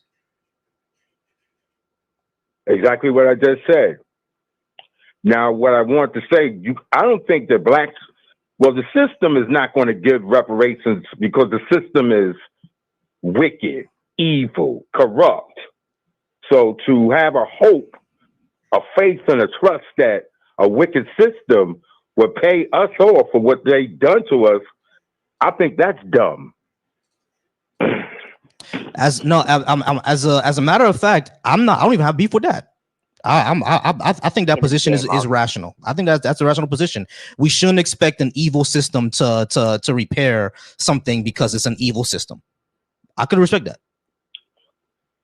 All right. Now, what I want to say also, so when people ask for reparations for slavery, I don't think that's going to happen. But what they could ask for reparations is for everything that you mentioned, from the bill, no, not the Bill of Rights, for the 13th and 14th and 15th amendments being smashed in the South, and the redlining, Jim Crow, the overturn of the Black Republicans of the South, in the South. Now, that's legal. There were some laws on the book that were clearly broken. Now, you have to ask the question again. Now we have laws on the book that were smashed. People displaced from their homes. People in prison because of Jim Crow. Are we still going to ask a wicked system? Well, look, you did us wrong. We want money now. Okay. So, well, what you're saying is that you shouldn't appeal to the system. You just need to topple it. I could agree with that. Yeah. So, how do blacks topple the system? Oh, that one would take revolution. All right. So Terrence, I want to do this first. honestly, when you called in, I thought that you weren't up. I do apologize for being aggressive in the beginning. I apologize for that. All right. But what I would say is that we probably need to get the attitude of the Panthers back. Essentially, there needs to be a vanguard of a revolution once more. Now, revolutions are always violent, right? So we need to be careful when we say revolution. But the thing that we can do, I think, with Black people globally, a lot of people have an issue with Pan-Africanism right now. So it's what I'm saying is a bit Pan-African, but we all need to be on one accord. I think what needs to happen is that we all need to have the same ideology of we're going to do our own thing away from the Western markets. because we have enough. We have enough resources to trade in between ourselves. We have enough of a cultural similarity to speak and agree with amongst ourselves, right? I think we can definitely do that. But when it comes to United States, what I would say is the attitude of shoring up defenses, meaning if we need to have a militia to protect and patrol Black communities, go ahead and have that. But then we also do mutual aid. We set up networks and systems because we have enough Black farmers, we have enough Black truckers, we have enough Black people who deliver all around the country in order for us to communicate and send each other resources to each other, because the most things that we need is things like food, things like shelter, etc. I think we have the expertise within the Black community, just in America, to provide that in between each other. The issue is we're too atomized. So we need to come on one. When I say atomized, meaning that everybody's doing their own thing, even though if they may agree with it, they're all just doing their own thing. We have this organization doing this over here, this organization doing things this over here, this organization doing this over here, and they're all in the same city. So why not just share the resources, come to on one accord? Does all that make sense to you, Terrence? It's excellent points, yet the only problem is Black people are human. Mm-hmm. And what I mean by that is we're, like all humans, we're apt to disagree. Mm-hmm. Even when our backs are against the wall. Some will say, hey, we need to topple Whitey. No, we need to do economics. No, we need to Pan-Africanism. Mm-hmm. We're human. We're apt to disagree, but that's what humans do. Mm-hmm. And unfortunately for us, our backs are not against the wall yet. Let me ask you this, because I heard only Malcolm and Francis Cress Wessling posed this question. Mm-hmm. Malcolm said in his last speech, he said, if we don't do something, they'll be putting us in the gas chamber. Mm-hmm. And Francis Cress Wessling posed the same question. I said, when I first heard those two speeches from those two people, I said, what an extreme concept. This country would never do anything like that. Mm-hmm. And I'm fearful that they might be making the gas chambers for us next. That ICE is just only a dress rehearsal. I've been saying that. I've been saying that. Now, what people have said to me is that, since I'm immigrant born, I'm the one who has to be worried about ICE. But I've also said that, y'all, whenever ICE goes anywhere, they introduce themselves as the police. And we know what the police does to Black people in this country. So don't think that it's just like you said, it's a dress rehearsal. You know what I mean? Right now is the time to shore up defenses. You know what I mean? Because we already know what's going to happen. Yeah, I mean, Black Americans have always been the primary target. They're gonna dress rehearsal on somebody else first, and then they're gonna go after Black Americans second. Like we all know that. Exactly. You know what I mean? So now I do agree with you, right? When it comes to humans, we're going to disagree. People are going to be, disagreeable. What I've always said is that unity does not have to be uniformity, and I think that's a mistake that a lot of us make when it comes to like a social movement in this country, that we have to agree on absolutely everything. I think if we agree on an overall goal and most of the tenets of the goal, then the details can be hashed out. I think what happens is that when it comes to Black social movement, right, Black societies and everything like that, Black social movements, essentially 95% of the things people agree with is just that 5% where people are fighting over. You know what I mean? Like, for example, whenever I see someone like a Tariq Nasheed and a Deontay Cowell fighting each other, right? I've always said these two men here, they'll probably, if they were to sit down and be honest with each other, they will probably agree on things 90% of the way. And then that 10% is what's causing them to beef. You know what I mean? But we shouldn't be beefing over that 10%. We should hash out why we disagree on that 10%. And even if we go our ways of like, all right, well, we just got to agree to disagree. At least we agreed to disagreed, but 90% we can still work. You see what I'm saying? And that's what I've always said about these black groups or black movements or black social leaders or black thought leaders. Y'all agree on 90% of things. It's that 10% y'all don't agree. You know what I mean? It's that 90 or 95%. It's that 5% you don't agree. Now, if it's 50-50, there's going to be a problem. But if it's like 90-10, 95-5, let's work that out. You know what I mean? Let's work that out. You know what I'm saying? So it's that's what I would say. What would you say, Terrence? Let me say you brought an excellent point, but and no, this is not trying to disrespect you, but I'll counter it with this. I remember a guy told me, and I think it's John Henry Clark. Mm-hmm. A friend of mine mentioned something that John Henry Clark said. When the Europeans were going to carve up Africa, you know, for the Berlin Conference, I think went on for almost 2 years before they put it in play. Remember, England fought bloody wars with France, and France fought bloody wars with Germany, and Germany fought bloody wars with Belgium. Yep. You get what I'm saying? And they disagreed on everything, but they said no one leaves the table until Africa is carved up. Exactly. No one. No one. And this is what you talk about, what you just talked about is our dilemma. Our dilemma that you know, our lives are at stake. You know, I think I was hearing Professor Black Truth talk about him celebrating that 30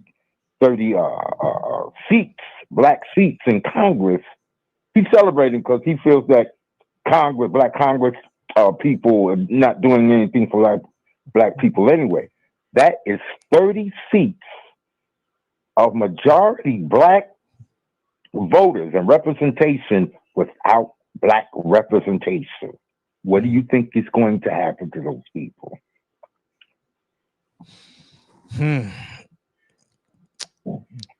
What do you think? It's dark. I don't believe in the voting process, the political process at all. I believe that is corrupt. Oh, it's corrupt. Yeah, I agree that's corrupt because of all the money that's involved in it. Like the quickest way to get rich is to be voted into Congress. Tell you the truth, like you feel me. So, but you already know you've been on Earth longer than me, so you already know, bro. But what I would say, what happened to those people is gonna get dark. That's what I would say. If black people come together and become a revolution, I think the people who are in Congress right now would be the first ones to get the chopping block. And when I say get the chopping block, I mean a literal chopping block. You know what I'm saying? So it'll get dark for those people. And just like how you said, a lot of times it's tough to vote your way out of this. We have to do it within our. Here's what I would say, right? Local voting is what matters the most. Your school board, your mayor, your sheriff. Yeah. Those are what matters the most. And then nationally, you can move it up. If I'm saying so, I think that's what needs to come back. Unfortunately, we don't have the Black Panther Party of self-defense anymore. You know what I'm saying? So it's like if that still existed, those were where a lot of the national leaders would come from. But there's something that we can do with it again. We can create a party that was sort of like kind of like the Black Panthers or something that's after it, and get into local elections. And then when it gets to the national elections, the people who are on a national side come from that local party. Does that make sense to you, what I'm saying, Terrence? I've heard that same thing. And that made me want to get back, or at least think about get back into the local process. I believe everything is corrupt. But someone said, they told me, why don't you, instead of voting blindly, why don't you do a little research on the candidates, mayor, governor, U.S. attorney, U.S. senator, not U.S. senator, North Carolina. I'm from North Carolina. North Carolina senator. Why don't you do some research on them? Yeah, exactly. Then make up your mind about voting, because when I did vote, I would just vote blindly. They told me, I remember going to a polling place. This is when I'm originally from New York. This is when Mayor Dinkins was running against Rudy Giuliani. And a woman that lived in my building was running the poll. You know what she said? Vote Democrat all the way down, without me not knowing what I heard knowing if I knew anything about the people I was pulling the level for. Yeah, true. She had no clue. She had no clue if I knew anything. Just vote all the way down. Democrat all the way down. That's the whole way of thinking about things. We really do have to, and we don't invest in our politicians. Yeah, we need some more. All right, well, so Terrence, I'm gonna land my plane. Yeah, Go ahead, I got go you. ahead. No, I was gonna say, I appreciate you being up, but I'm gonna go ahead and get to the next callers. But again, I appreciate you, and I do apologize for kind of coming off abrasive at first. I thought you weren't up, that's why I apologize. But I do appreciate you being up here. All right. You said what? No, I thought you were. What? I thought you were opposition. That's why I came off kind of abrasive. Oh no. I don't do that, man. Listen, don't listen to too much Jason Black in them, man. They, you know, and Tariq, don't listen too much to them. They're reality YouTube. They're not information anymore. I got you. That's my opinion. All right, my brother. Thank you. No problem. I appreciate you. All right, guys. 949-571. And Garrett, you're calling in again. I don't know why, but 949. I'm gonna get to you in just a moment. I do have. Yeah, go ahead, Caddy. Real quick, I gotta address this woman this dude down below. You gotta understand something about the white colonizer, particularly the white race in general. First of all, when we came into this country, this land, we colonized it, and we weren't the desirables that Europe actually wanted. Europe actually let people come here because they didn't want them, because they were religious extremists and other types. So when America was born, it took in and it did a lot of genocidal things and a lot of racist things. Racism is built within the American system. It is baked in. When you talked about slaves fleeing and then stealing, that's a misunderstanding, a complete misunderstanding, and not even educational. In fact, when they did get a chance to escape, they fled eastward.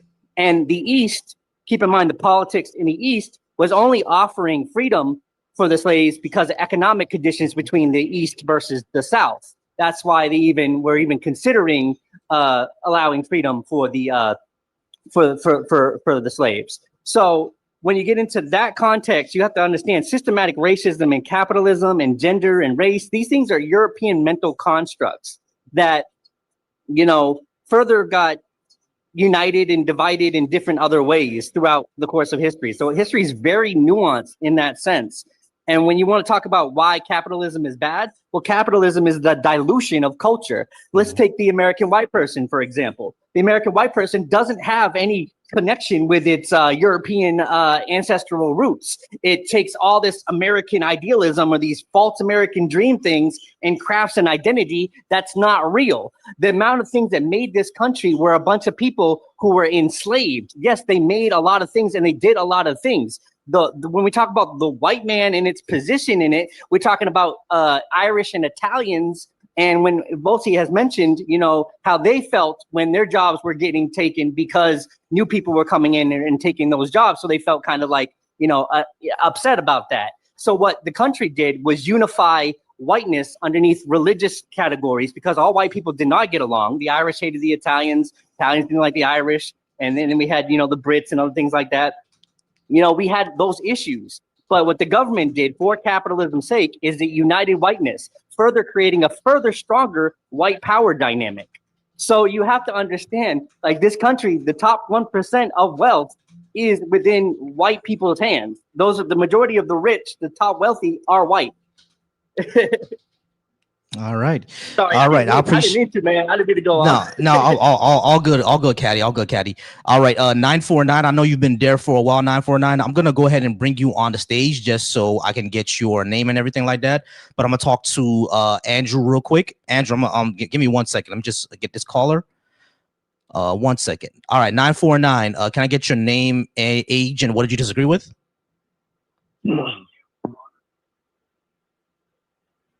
Yeah. Are you talking to me or somebody else? I'm talking to you. No, because your area code is 949. That's what I was asking. Can I get your name, age, and what did you disagree with? I don't agree with reparations. My name is Derek, and I'm 62. Derek, 62, and reparations disagreement. Yeah. All right, gotcha. All right. Derek, 62. Derek, 62. All right. Derek, give me 1 second because I have someone over on my TikTok. I'm gonna talk to them first, and I'm gonna get you right after. All right. I just didn't want you to put you on hold for so long. Roger. All right, gotcha. All right, Derek. Roger give me that. Not a problem. All right, Derek. Thank you so much. I just got to mute you up real quick, Derek, just in case your background gets loud. All right, appreciate you. All right, Andrew. Finally, we're gonna talk to you. I appreciate you for being patient, Andrew. No, it's okay. It's okay. All good. All right. So, can I get your age and what did you disagree with? Hello, my name is Andrew. I am 27, and I disagreed with the statement that America has never been great. All right, cool.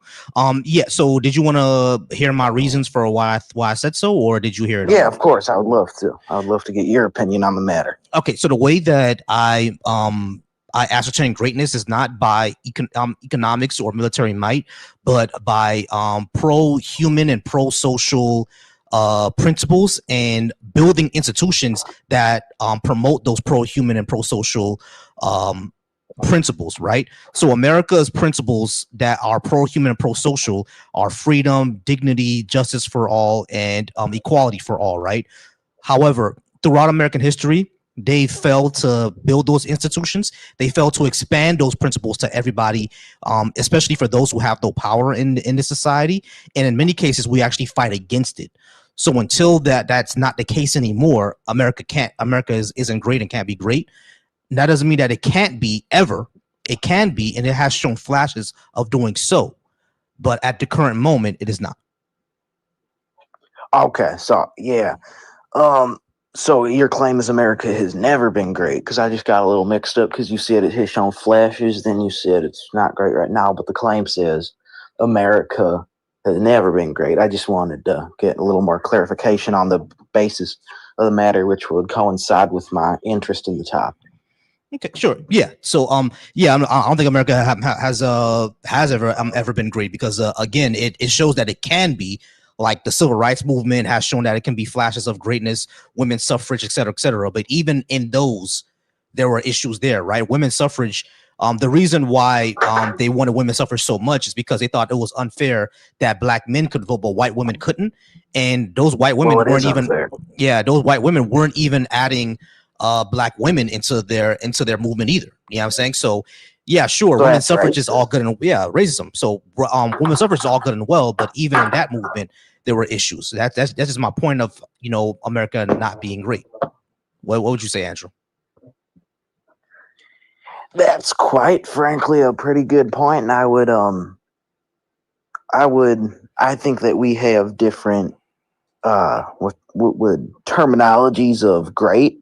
Mm-hmm. From my standpoint, I believe that great means where the economy is doing good, which it has in the 1920s, not before, obviously before the Great Depression, but coming off of World War I with the Liberty Bonds.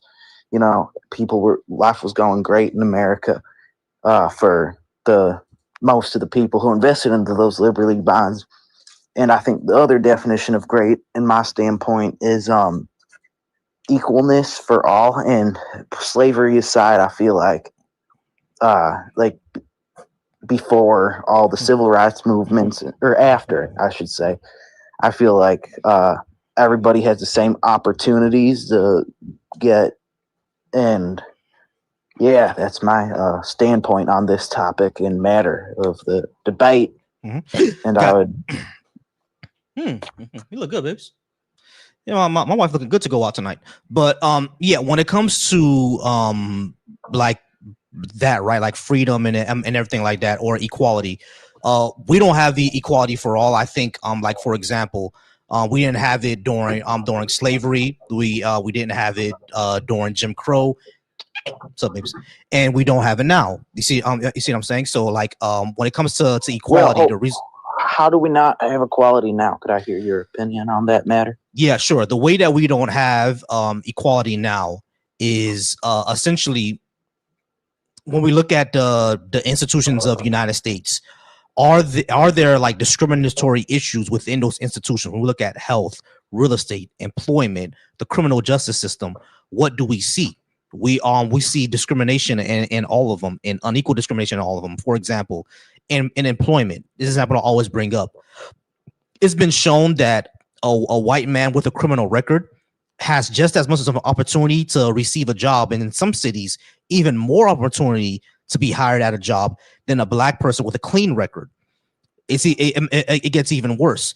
It's shown that black applicants, black employees who have the same experiences, the same skill set, and basically the same type of resume as a white applicant, they're even less. Not only are they less likely to receive that job, they're more likely to get paid less than their white employee counterpart.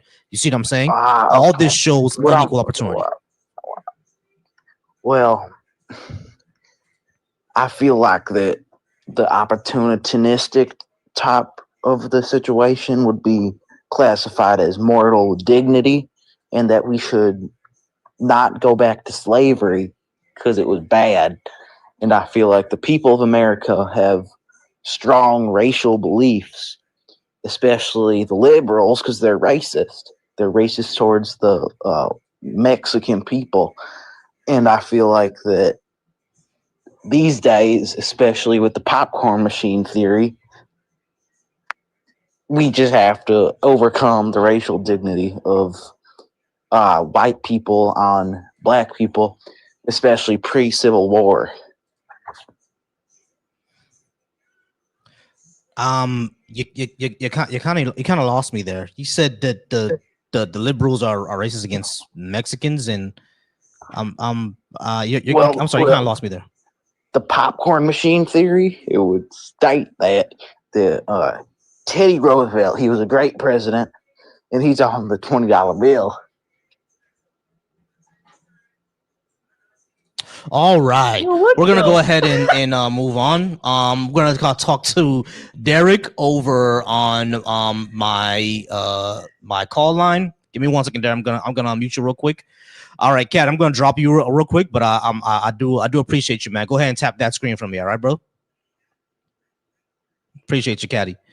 All right, y'all. Tap that screen, tap that screen, tap that screen. I appreciate y'all. Let's go ahead and get up to 10K likes. I appreciate it. All right, I'm gonna unmute Derek real quick. And if you would like to call in, give me 1 second, Derek. All right, so everybody who would like to who is on my YouTube and would like to call in, go ahead and call in, please. I'm not sure why y'all find it so hard. It's right there. Number's right there. All right, Derek. How's it going, Derek? Can I get you? Oh, wait, I already got that. All right, so you said you disagree with sorry about that. You said you disagree with reparations. Why is that? I do, but first I'd like to address a little bit of America being great or not. Is that all right? Yeah, sure. Okay. I spent 10 years in the military, and because of the job that I had in the military, I traveled literally all over the globe and saw dozens of countries firsthand. And I can tell you from my own personal experience, America is definitely the greatest country on the planet currently. And I've been to dozens of countries all around the world. And if you look back at our history, while there are some things that we should not be proud of, the starting foundation of our country is something that was never tried in any other country before, since then, or from that up to that point and since then. So in my personal opinion, I think America is great compared to all the rest of the countries around the world. Secondly, I definitely don't agree with reparations simply because of the fact that why should money be taken, and I'm Latino, coming from a Latino perspective, why should money be taken from me and given to somebody else when I had absolutely nothing to do with something that happened, over almost 150 years ago, over 150 years ago at this point. Okay, so those are just my base. Okay, cool. So two things. I was in the military as well. And yeah, I got a chance to travel to other places. All that is good and well, right? Like I've seen poverty. My parents are from Haiti. I've seen horrible things. But when it comes to America being great, I'm not talking about just economics and military might. I'm talking about building institutions that spread pro-human, pro-social principles. Now, the Bill of Rights has pro-human, pro-social principles. America represents itself as having pro-human, pro-social principles: dignity for all, justice for all, freedom for all, opportunity for all, equality, meritocracy. All those things are pro-human and pro-social, and it should be built into those institutions. It is not. Not only is it not built into those institutions, we fail to spread it to everybody. History shows that. And not only that, still to this day, we're still failing to spread that to everybody. So because of that measurement that I'm taken by, hold on. Because of that measurement I'm taken by, that's why I say America can't be great. What was your question? No, but I'm saying how, yeah, I was just saying how is it not great to everybody? Everybody has the same, equal opportunities for greatness. No, we don't. They just have to step up and do it. I mean, what's preventing somebody from being successful? Poverty. And living their best life. Poverty. The system is literally set. Our society is set up that if you are poor, you're likely going to be staying. You're likely going to stay poor. That's how it's set up. I don't agree with that. I was horribly poor. I lived in a trailer how do you as a child. You're an exception. An exception actually proves my point. Most people who grew up in the projects and who grew up in the trailer park stay in the projects in the trailer park. You didn't, but you're an exception, which proves my point. But I'm an exception only because of my own personal drive and desire to not live that kind of life. You really think people who lived in gang infested areas like living in gang infested areas? I didn't like living where I lived, and I worked my way out of it. You're an exception, so why like I can't said. Anybody else is my question. But why am I an exception? Anybody can do that, right? There could be multiple reasons why you're an exception. Sure, you could you could be more intelligent than others, or have more work ethic, or you just get the information that they don't have, or just pure fucking luck. There are people who just get lucky. There are people who do everything right and still lose. Have you ever heard that? Like, for example, I was a fan of Star Trek, right? I remember something that was said in Star Trek: The Next Generation. I think it was Captain Picard. He said that you can do everything right and still lose. That happens all the time because it's just structurally not made for you to win. That happens all the time. There are people who there are folks in a trailer park. There are folks in a trailer park who did exactly what you did and are still there. As a matter of fact, there's data to show this, right? There's data to show about black women, right? Black girls who grew up in impoverished areas. They looked at black girls who got pregnant in their teenage years and black girls who didn't get pregnant in their teenage years. They looked at black girls who dropped out of high school and black girls who didn't drop out of high school, who graduated. Guess what they found? They found that the black girls who got pregnant and drop out and the black girls who didn't get pregnant and drop out, they were still more likely to still be in poverty. How do you explain that? Zero lack of drive or very low lack of drive.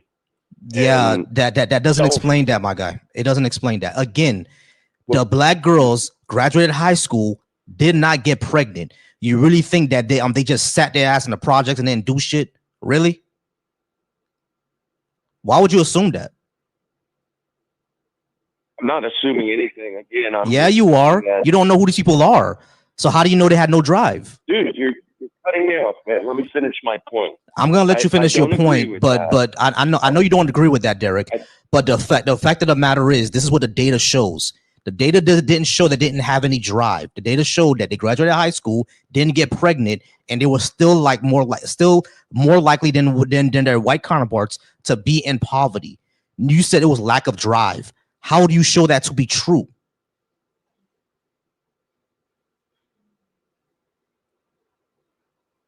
You've got like two different thoughts going on here, man. It's hard to decipher when I can talk or not, so I'm hoping I'm able to right now.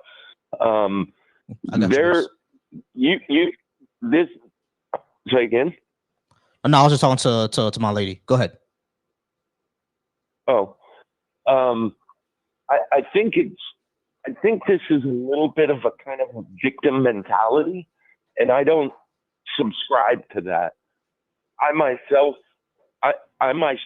again, I came from a very, very poor background. I lived in a Derek, I gotta pause you again. I gotta pause you again. I gotta pause you again because this is not addressing the data that I showed you, bro.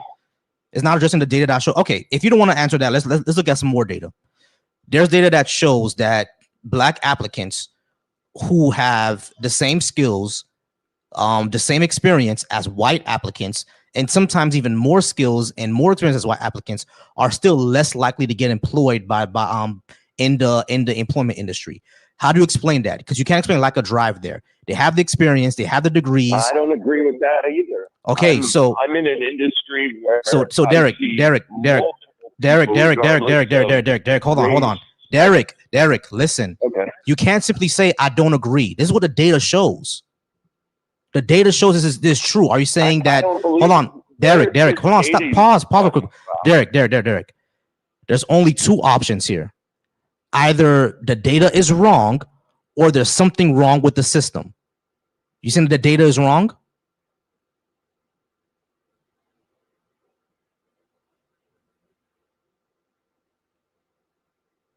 What data are you talking about? That shows me that you're not listening, Derek. That shows me that you're not listening. Let me ask. No, you're not, because you just said the data I'm talking about. And I just told you what the data was. You're not listening.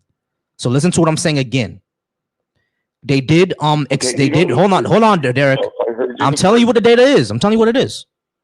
What you asked for. Okay, but Derek, I don't believe that. Derek, stop. So Derek, hold on.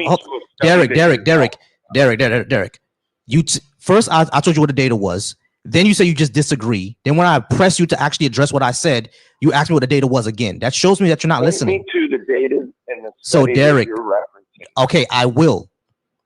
This will I'm gonna show you what this data says. Okay, so when they looked at Black applicants and white applicants who had the same experience and the same degrees, they showed that the white applicant,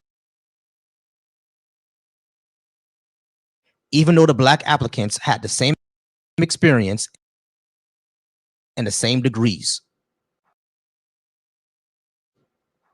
How would you explain that if there's not a bias in the system? Again, I would like to see what's done in industry, and I've been in multiple industries. Derek. This is not about your personal experience, bro. Derek, stop. This is not about your personal experience, bro. No. I'm not gonna hold on. The reason why I'm not gonna hold on is because I'm not, because you're not actually addressing what I'm saying. You're just saying, "Oh, I want to see it." You can see it if you want. That's fine. I'm addressing it if you let me speak. But you're not addressing it because you're going off your experience. The reason why you're not addressing it. The reason I'm going to put on mute again. Why you're not addressing it is because it's not about your personal experience. This is about what the data shows. You can have all the personal experience that you want. I've had personal experience where everybody in my job was Black. That was my personal experience. That doesn't necessarily show what the data shows. So again, address what the data shows. How do you explain what the data shows? How do you explain it? You're off mute now. Okay, great. You have two different speaking things going on in my ear, so it's hard to focus on what you're saying. So I would like to see what study you're referencing and what you're talking about. Okay, fine. Because That's all good and well. I can send that to you if you want me to. Man. That's fine. I can send that to you if you want me to. Keep cutting me off. All right. So, but I'm okay. I'm not gonna cut you off, but don't go off personal experience again. Don't do that because your personal experience is not everybody else's, right? So you just can't go off personal experience. You have to address what the research says. If you don't know what the research says, that's fine. I want to see what research you're talking about. Okay, fine. So what? Okay, so Derek, this is my question. Derek, this is my question. Derek, hold on, Derek, this is my question. Derek, hold on, Derek, this is my question now. What research, what data do you have that says the opposite of what I'm saying? Not your personal experience, research. 40 plus years. That's not research, my friend. That's not research. That's anecdotes. Anecdotes are not data. It's solid research. No, it's not. No, it's not. Because I can say the opposite of what you said, right? I've been on this earth for almost 40 years as well. I can say that I've seen racism in the industry every single time. Hold on, Derek, hold on. Derek, I'm explaining to you. Derek, I'm explaining to you why anecdotes are not helpful here. The reason why I cut you off is because you asked me and then you started talking. That's why I cut you off. So you said 40 years of lived experience. I also have 20 to 30 years of lived experience. That is the exact opposite of what you're saying. Which one of us is right?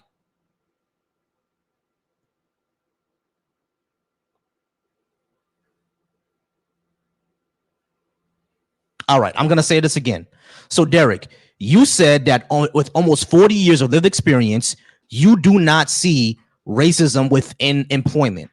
I said within my 30 years of experience, I have seen racism in the employment industry or within the employment institutions. Which one of us will be right?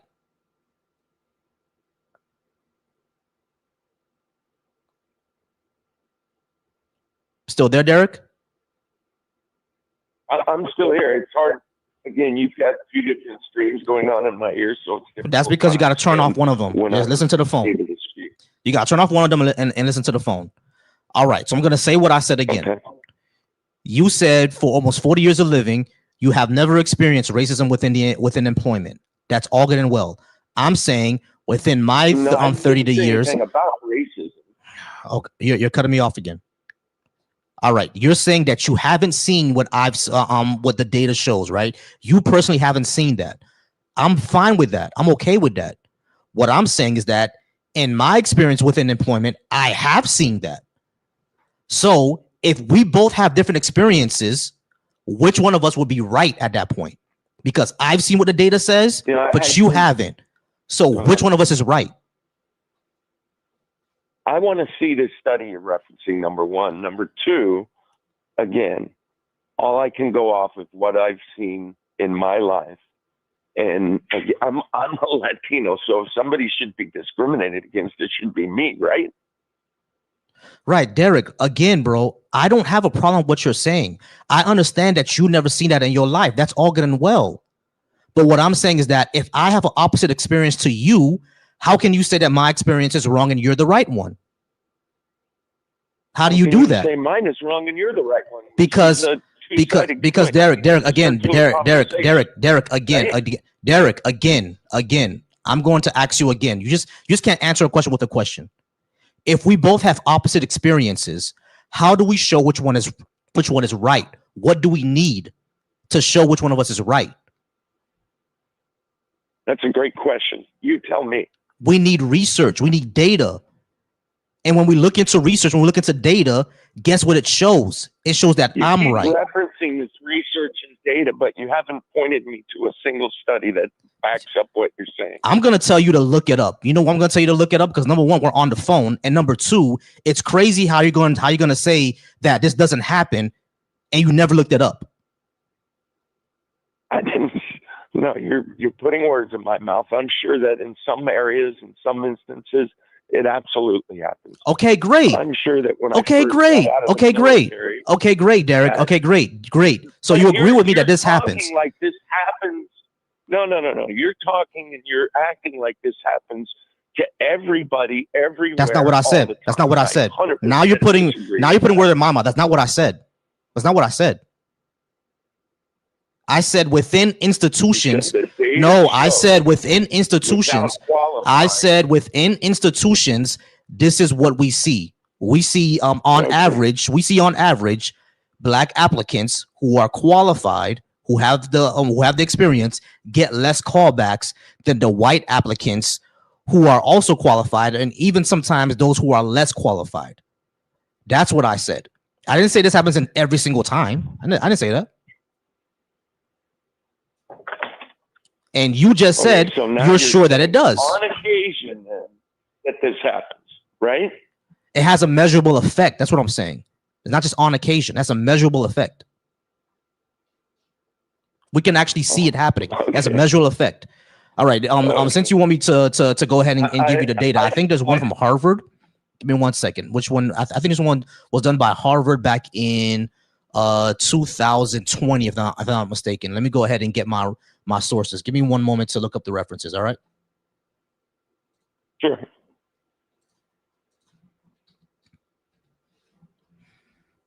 All right, because it's in my drive. It's in my Google Drive.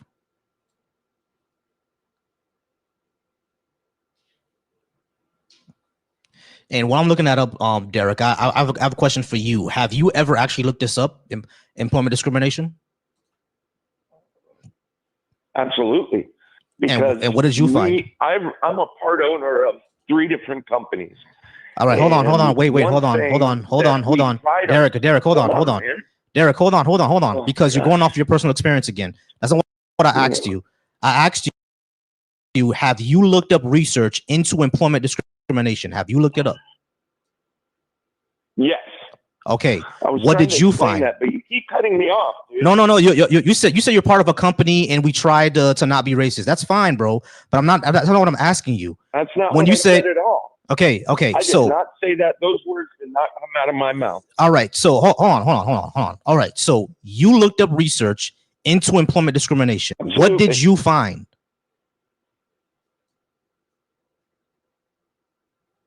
We found. Are you telling me to hold on again? Yeah, this guy's not letting me talk. I'm being quiet. You can go ahead.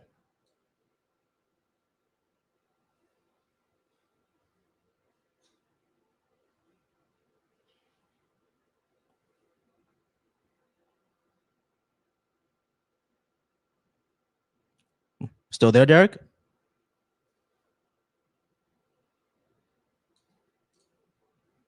All right, Derek dropped out. I don't know why. I told him he could go ahead and talk. I don't know why he didn't do it. I'm sorry. I'm just looking up my source document so I can give it to everybody else who would also wanted and needed. Okay, wifey's looking at me. Give me 1 second, y'all. I know I had that source document here somewhere.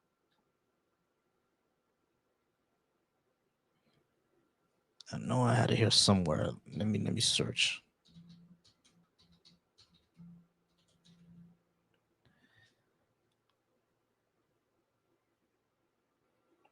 I had it here somewhere.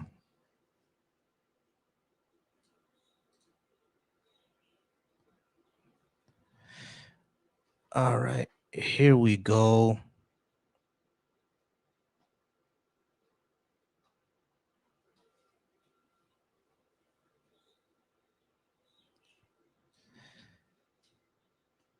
All right, cool. Yeah, so this was a meta-analysis.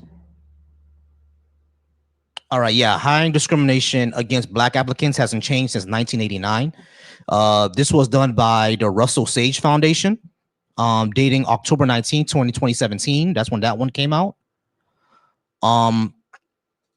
There's another one called, this was done by UC Berkeley, and it says Berkeley economists among a group of researchers found that bias against black job applicants. They sent out 80,000 fake resumes in that one.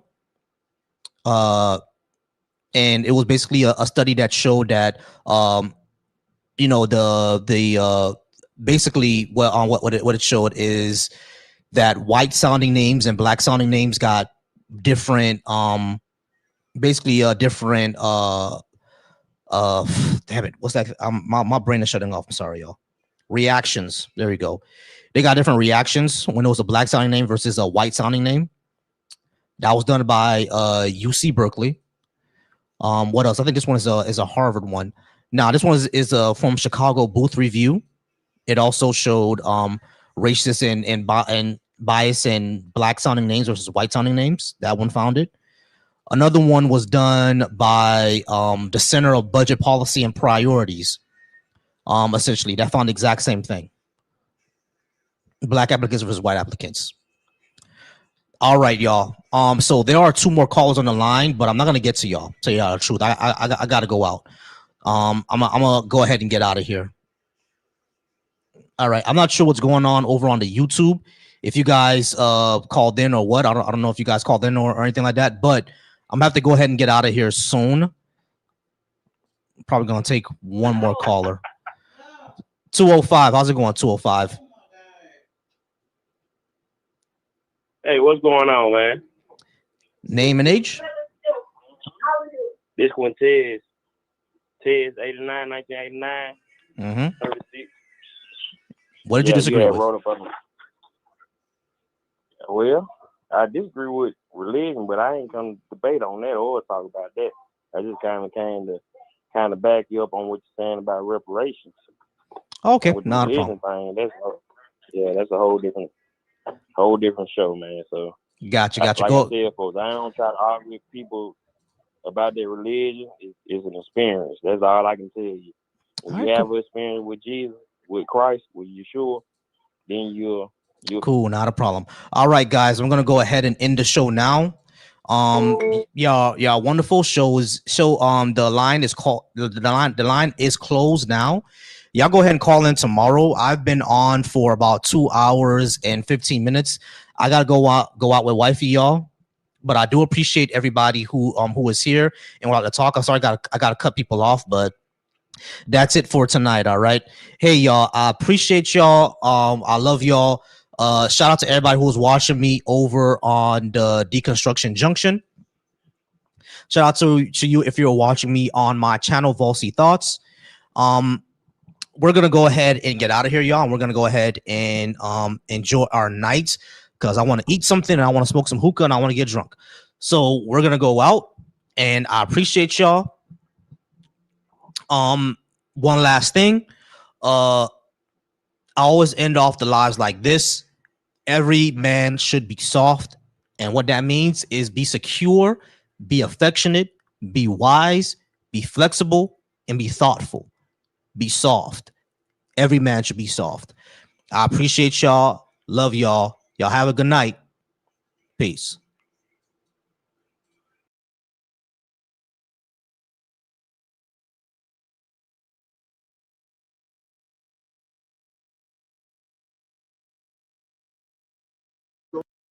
Like I believe in supernatural.